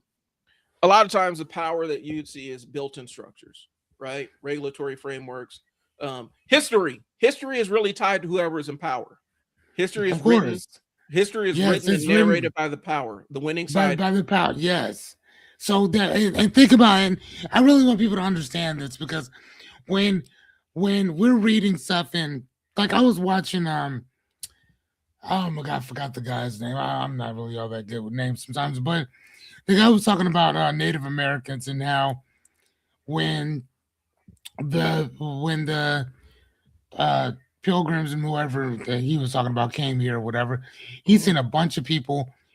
He said that there was a bunch of these individuals come here and they see all of these half-naked people running around, killing off each other, and this, that, and the other. And it's like, oh my gosh, like this is just crazy. And then they start writing and start trying to make things a little bit more habitable for the people that are arriving, this, that, and the other, whatever. And it's so funny because that's one part of a story, right? But I guarantee you, if you ask the people that were here about what you're saying, that they probably feel it a little differently because the people that arrived were eating their own people because they could not survive here. So the first stages of cannibalism came out of the individuals that were coming over here because they didn't know how to feed themselves. They didn't know how to do any of this stuff because they were new here, which happens. So again, but you're still going to have people that are around that would help you out. So the things that we call individuals savages and this, that, and the other, you really can say that. I mean, because people, that's how people were doing a lot of different things, Right. right? So if you were to go into Africa, it would be the same exact thing. Nobody has clothes on here. It's 115 degrees outside. Why would you walk around with clothes on? Right. Like, There's a- why would you walk around like that? That's crazy. You gonna have to take this stuff off. You know what I'm saying? Like we're good here. And again, we have loincloths, we have other stuff that if it's cold, we know how to wrap up and we know how to keep warm. This and Right. the other. But when you're talking about um like there's another narrative in America that, well, Africans were selling each other off to, you know, each other. Yeah, but again, you have to remember Africa is not a country. It is Right. a continent. It's continent. It's a whole entire continent, which you're talking about 54 other countries. America is a country. It's one country. You can fit America, the whole entire, what is it? It's a North and South America It's North and South America, I think. inside of Africa. What is it? 3 times? Right. Whatever. So, but our point is this: you have one country in America. Africa has 54 Americas in it. So when you say that, well, you guys were selling each other off to each other, that's almost like saying that all blacks are Bloods and Crips. Right. Like there are Bloods and Crips that are predominantly black, but not all black people are Bloods and Crips. That's almost like saying that all white people are part of the Aryan Brotherhood. Yeah, it's not true. All white, all members of Aryan Brotherhood are white, but not all white people are Aryan Brotherhood. Right. If that makes any sense. So you can't just singly splash the whole entire black diaspora, like everybody who's black, and say, well, you guys sold each other off. No, it's not you guys. That's almost like me saying that during the 50s, during the 40s, you guys are putting your own people in ovens and killing them. Well, that has nothing to do with one thing. Or that's like almost like me saying, hold on one sec. Okay. That's almost like me saying that you guys murder people out in the streets like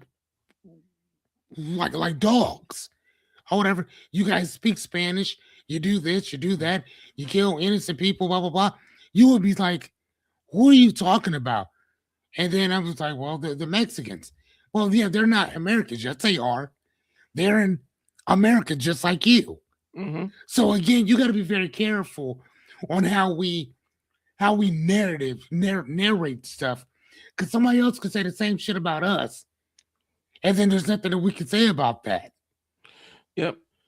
Like in general. Go ahead. So, in all generalizations are false. I want to acknowledge Correct.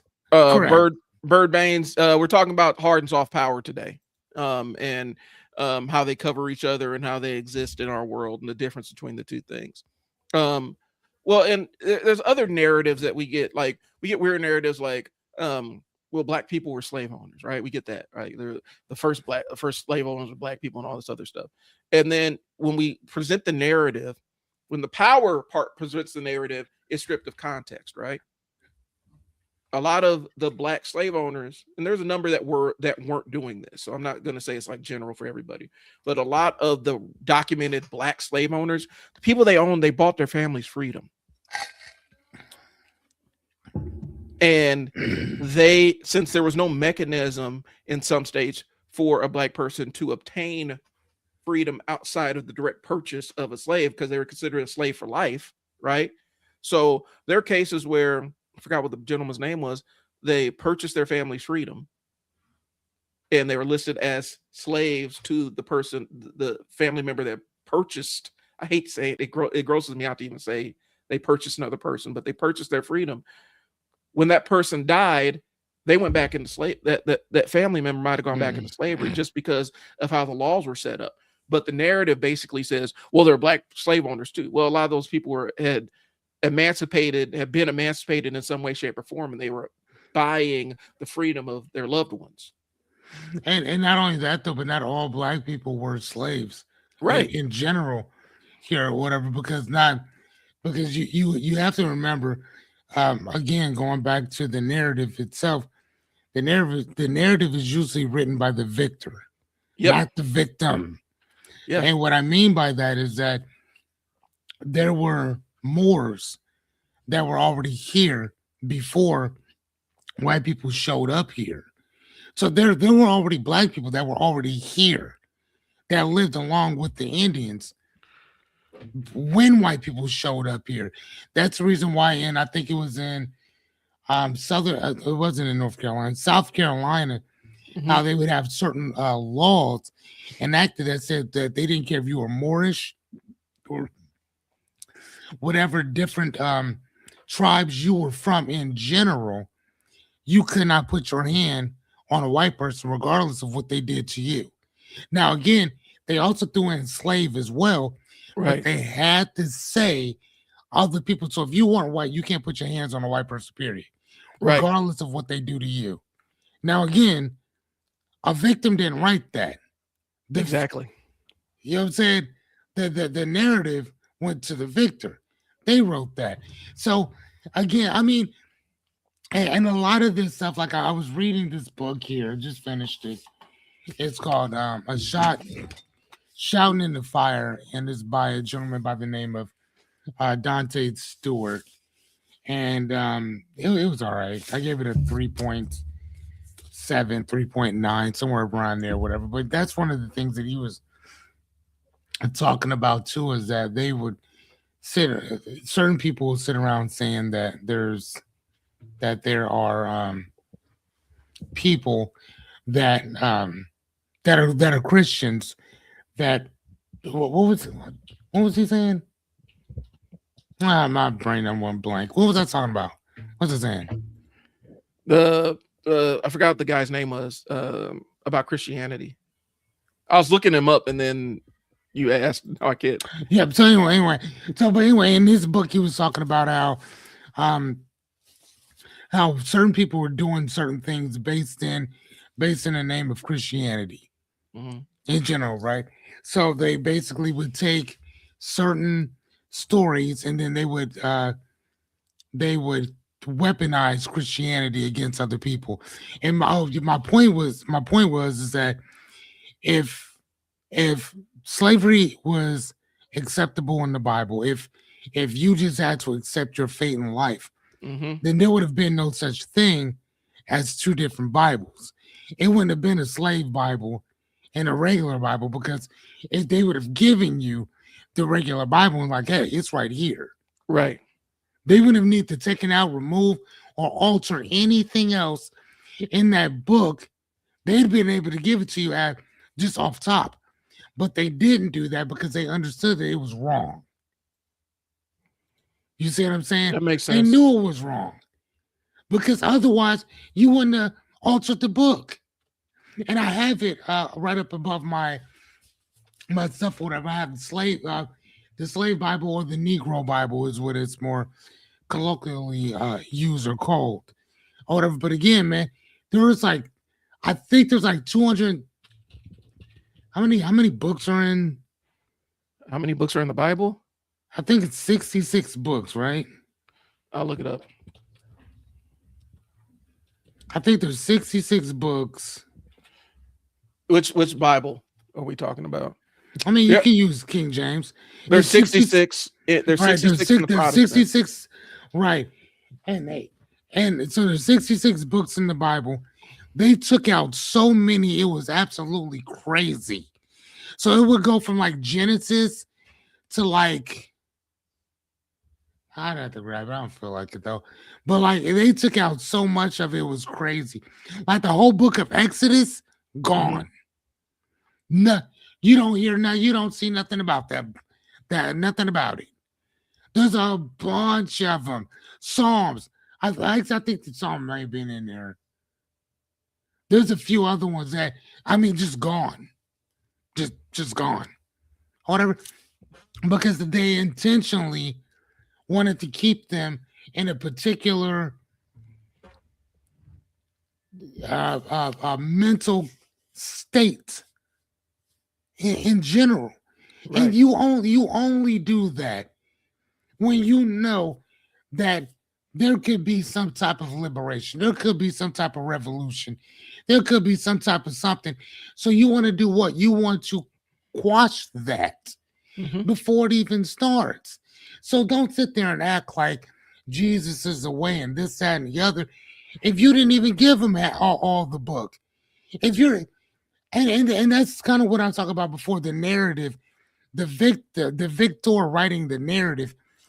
How is it that everybody else is bad except for the shit that you've done to people? That's the question. That's the $1 million. How is it that everybody else is immoral, but you're the moral? You serve as a moral turpitude of all this. I don't understand. Like, and I also think about it like this too. If I were to go to a whole nother place, right, a place that has never seen me before, never heard of me, I go to your land. Based on what I've learned here in the United States of America, what do you think I'm going to do to that other community? You're going to destroy it. What do you think I'm going to do to them? Matter of fact, let me reiterate my question. What have I learned here in America? What have I learned here that I'm going to do to them? Yeah. I mean, think about that. It's not what am I going to do? It's what have I learned here that I'm going to take there. It's about conquest. Like this, like and I tell Isn't people, that like, sick? America is one of the longest, like it's a colonial experiment. It's one of the longest running colonial experiments in the world. Like, it's still running. Like, we colonized all of this. You know what I'm saying? Half of this country is Mexico, essentially. We just said, this ain't yours no more. It's ours now. And so that is the history of America. And then when you have people that are kind of hostage of the colonial part of America, like Black people, you got Mexican folks whose country was just kind of, this is America now. Hi, this is, you are now in America. Kind of appended. Yeah. What is it? What Native is it Americans. called? No, what is that called? Because we did annexed. Yeah. We annexed your shit. We just annexed you. And annexed you. Now that we've annexed you, either you can do things the way we tell you to do them, or you can die, essentially. Like you can't even leave. You can't even really leave. We just, either you do it this way, or we're gonna drop the army on top of you. Yeah, that part. And so that's the dynamic that America lives in. And so it goes back to me arguing with people online, and like about some stuff I had written, where they were talking about, Black folks are complicit in American imperialism. And I was like, yeah, to the degree that hostages can be complicit to the will of the people that are holding them hostage. Like, we can't, where else are we going to go? We don't really control anything within the government in and of ourselves. We're already a minority in the country, right? And we can enforce our political will to a limited degree, but even then, you still have people that are still, like, the people you're picking from are people that are still all subservient to maintaining America's power. So that's who you're picking between, right? You're never going to pick the colonial. You're never going to pick the there's never going to be an anti-colonial or imperialist candidate that wins national office. Like, that's not going to happen. And there's too many chips. There's too many people, too many power systems rely upon our military, law enforcement ecosystem, legal ecosystem, corporate ecosystem to allow that to happen. But they're like, yeah, Black people are complicit in it. Well, how? We don't control anything. Like, well, there are Black people in the military. Well, yeah, but they're also, like, So they're Soldiers. yeah, there are Colombians in the cartel. Are we saying the Colombians are complicit Right. in we don't say that, right? Right. The reason No, why I mean, yeah. there's some But folks that were going to join the there's some black folks that their family's military and that's what they're going to do, right? yep. There are also people in my family who joined because there was nothing else out there. And then there was also members of my family that didn't choose to join. There was a draft and they said, you are now in the military. And they never got an option.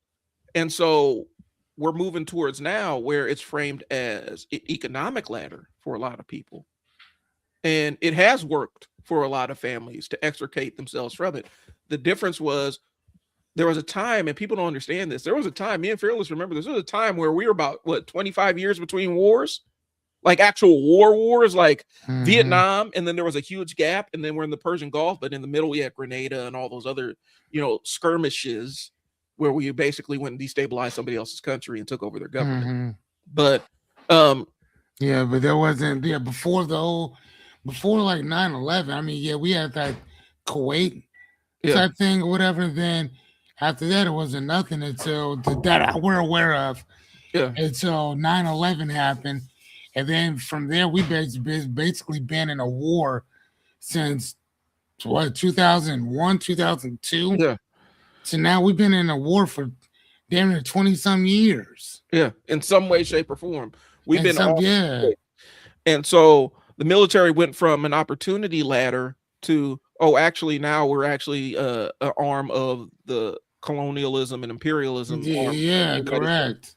And a lot of people didn't necessarily sign up for it because you're expecting a teenager coming out of high school to understand the complex geopolitical systems that they're signing on to when they're just trying to figure out I don't have a job and I don't really want to go to college. Yeah, and and I don't think people really understand is if somebody decided or wanted to go to war with us, I don't think you understand what it is they may not necessarily go to war with you from a tactical standpoint, throwing bullets and bombs.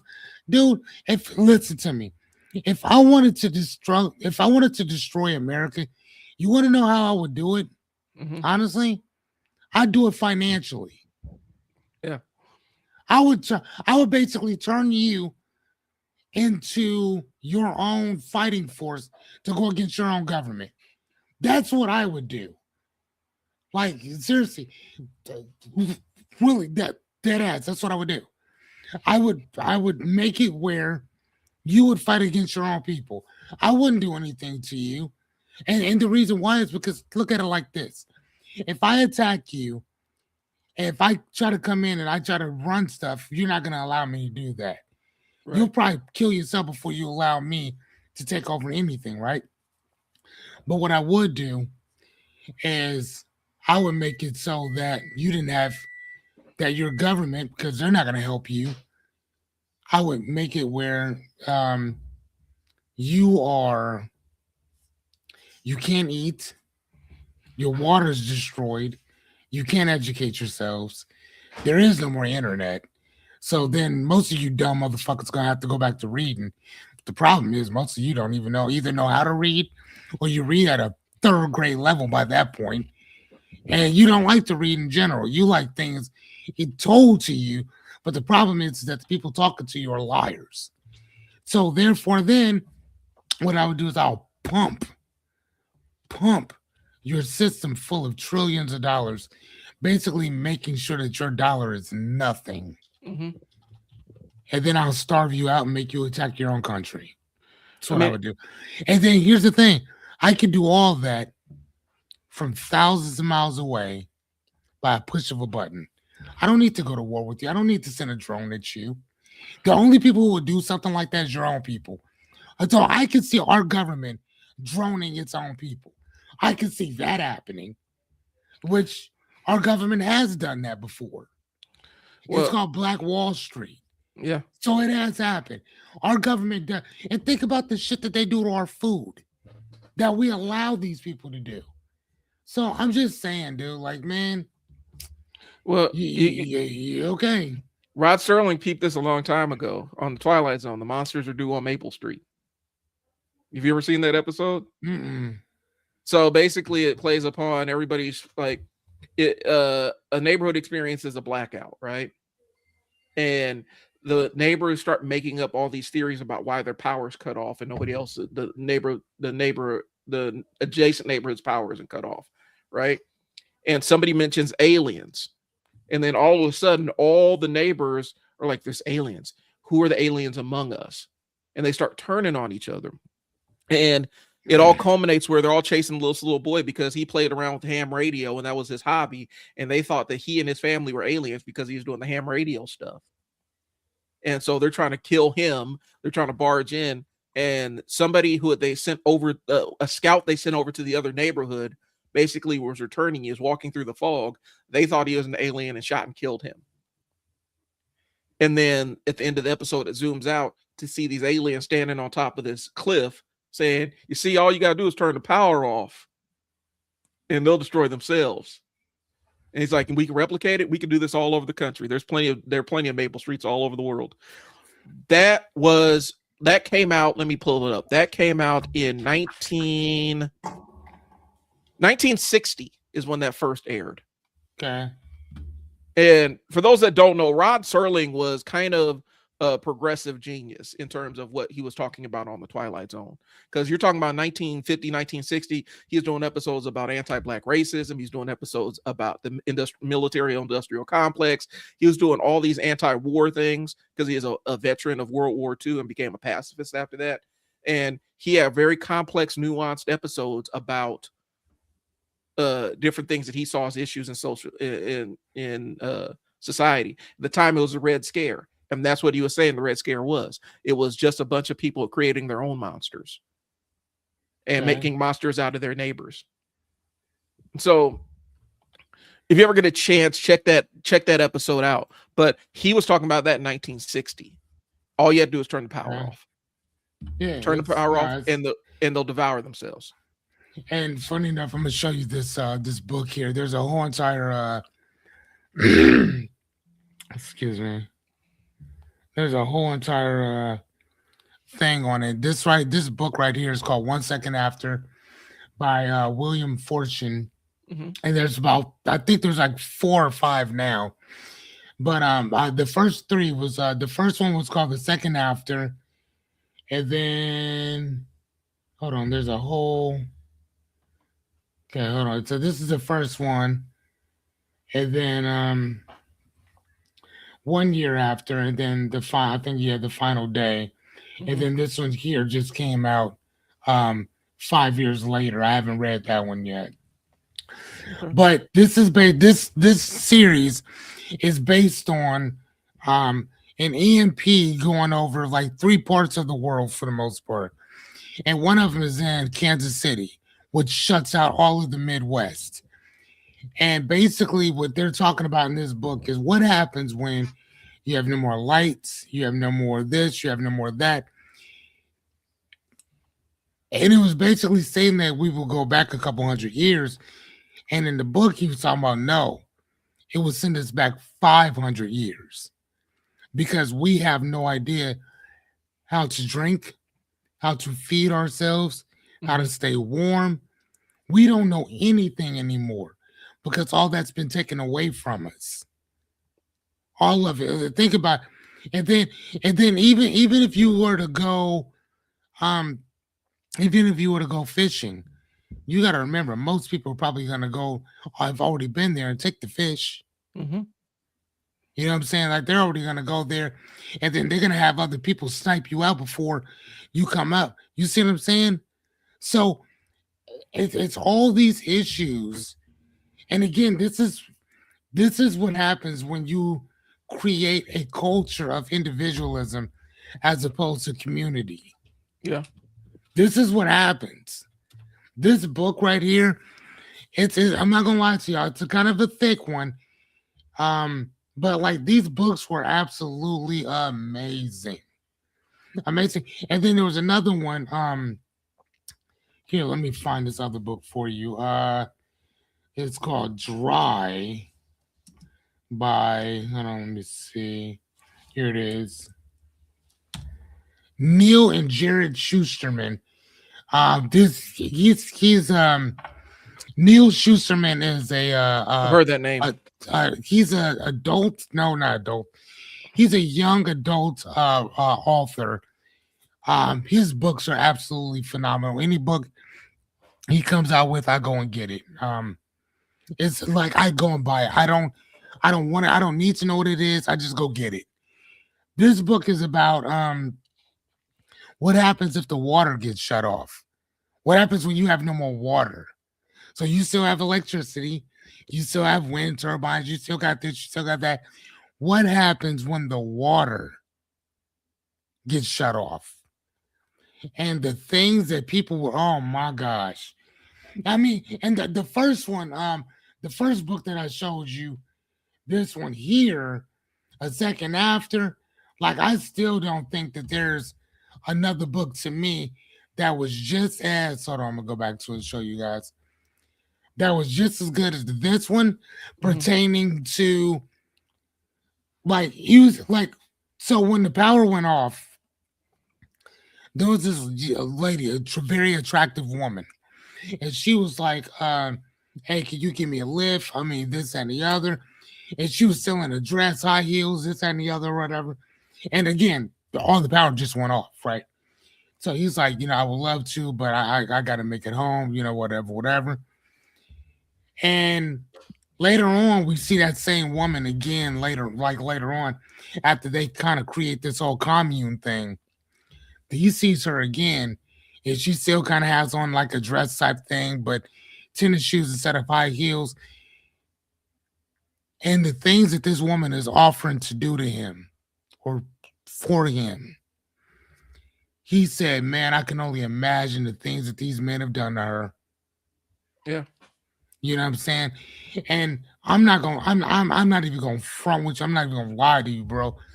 That is honestly the one thing that terrifies me more.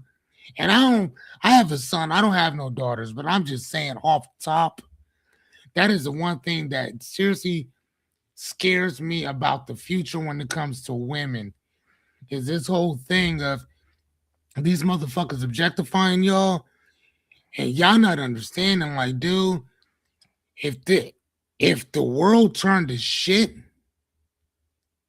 do you understand what motherfuckers are gonna do to you? Especially they've been seeing you on Instagram, TikTok, Facebook, YouTube, doing all this shit, twerking and doing all this work. Man, do you know this book will tell you? That's all I'm saying. And when I read that, I was like, wow. Well, because a grown man like myself, I'm not even thinking about no shit like that in general. But again, the things I've gone to different stories and different people's posts and look at the comments to see what dudes are saying about them now. Well, and that's the thing I was going to point out. A lot of things that we're talking about, it happens in real life. Like it doesn't even require that. There are women that are experiencing that level of maltreatment from these dudes. That's why I'm creeped. Like you were talking about with people in comments, I'm creeped out by some of these dudes and how they react to, man. They'll see like a toddler or something, a little girl on there. Crazy shit. They'll say some of the nastiest, most vulgar stuff on there, and it's like, these are the dudes. That's why I don't let people around. I'm very judicious about who's around my kids and stuff like that, because there are absolute weirdos out there who they go to their minds go to the darkest places immediately. And a lot of it has to do with something not functioning in their brain the right way. But then also this weird, hyper individualistic, hyper online world that we've made, where a person just walls themselves off from every single form of human interaction, and then just jams all kinds of adult content and all kinds of other stuff into their head. That ends up becoming their baseline for what reality is.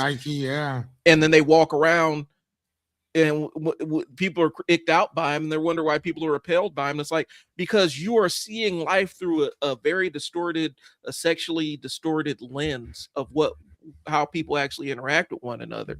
And in that situation, it's the worst of the worst. I did all that. I left. There was a reason why I couldn't get through a lot of the Epstein files and stuff when I started trying to do it for my other show, is because that was the world I left. I worked in abuse, neglect, and you come home with nightmares from some of that stuff. I bet, man. And so I ended up having to leave it. There's one piece I wanted because it kind of ties in. I was looking for it. There was a specific segment from that episode of Twilight Zone. It was the closing narration. And this is normally stuff that Rod Serling wrote for, just kind of as his observation of the show and framing it. He said, the tools of conquest do not necessarily come with bombs and explosions and fallouts. There are weapons that are simply thoughts, attitudes, and prejudices to be found in the minds of men. For the record, prejudices can kill and suspicion can destroy. And a thoughtless, frightened search for a scapegoat has a fallout all of its own. For the children and the children of the yet unborn, for the children and the children of the yet unborn. And the pity is that all these things cannot be confined only to the Twilight Zone. And so he's talking about the power of how we perceive things and basically how the people in charge are shaping our perceptions. All they have to do is exert direct influence over a thing that we need.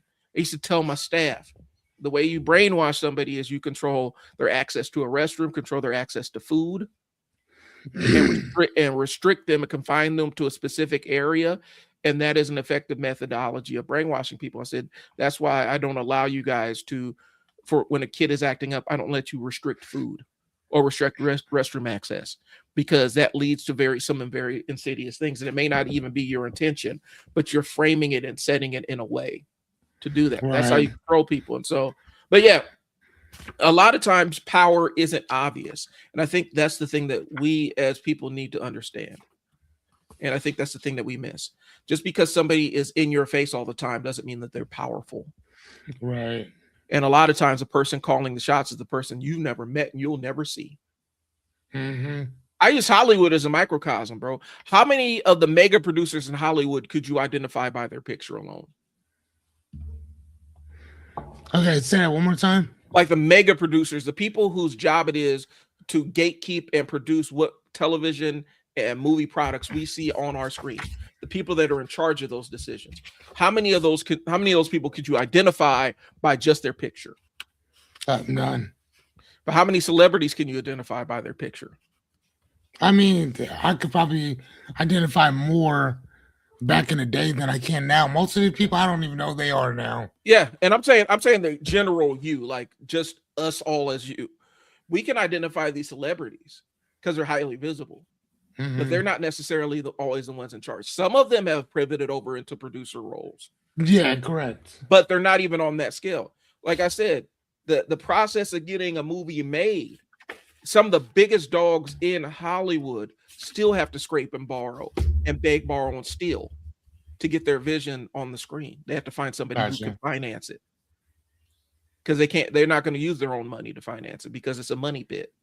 And so some of the biggest directors that you know, when they have an idea for a movie, they got to go beg, borrow, and steal to get the producers to sign on to it. There are very few people that can say, this is what I want to create, and I'm going to create it, and I have the money to do it.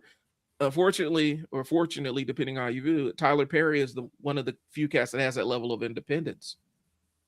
Up until recently, like I guess they kind of reduced his control over at BET or whatnot. Paramount did, but he was one of the few people that has his own studio. He can self-finance his own projects and create exactly the vision that he has in his head for something without using anybody outside of him. There are producers that have been working in Hollywood. Scorsese can't do that. Scorsese can't go and just say, this is what my vision is, and I'm just going to create it. He still has to go find somebody to finance it. Right. Who was a dude who did God dang it, The Shining? Stanley Kubrick. Stanley Kubrick famously could not afford, like he ended up almost into poverty because of it, because he had his visions of movies and he was trying to self-finance them. He almost drove himself to the poorhouse trying to do it. And so we imagine what power is without really appreciating what power actually is, because the power for these people sitting up in these offices is they ain't looking to be known. Hmm. If I put a picture, like let's talk power, right? If I put a picture of Larry Ellison on the screen, would you even know? Well, most people don't even know who that is. Larry Ellison. Who Yeah. was that? Talking about He- Google? Oracle. Yeah, but I wouldn't. Okay. Here's Larry I Ellison. wouldn't. Larry Ellison not only owns Oracle, which owns every single which is pretty much every single database that is used. So every piece of information that is stored. I know on a what computer. Oracle is. Yeah. But But I also didn't know who Larry Ellison was. his son is the head of owns Paramount Studios. Hmm. And he's in an ownership group of TikTok. Okay. So he has the infrastructure to have everybody's data. He has an aggregating mechanism, which is TikTok, to aggregate all these people's data.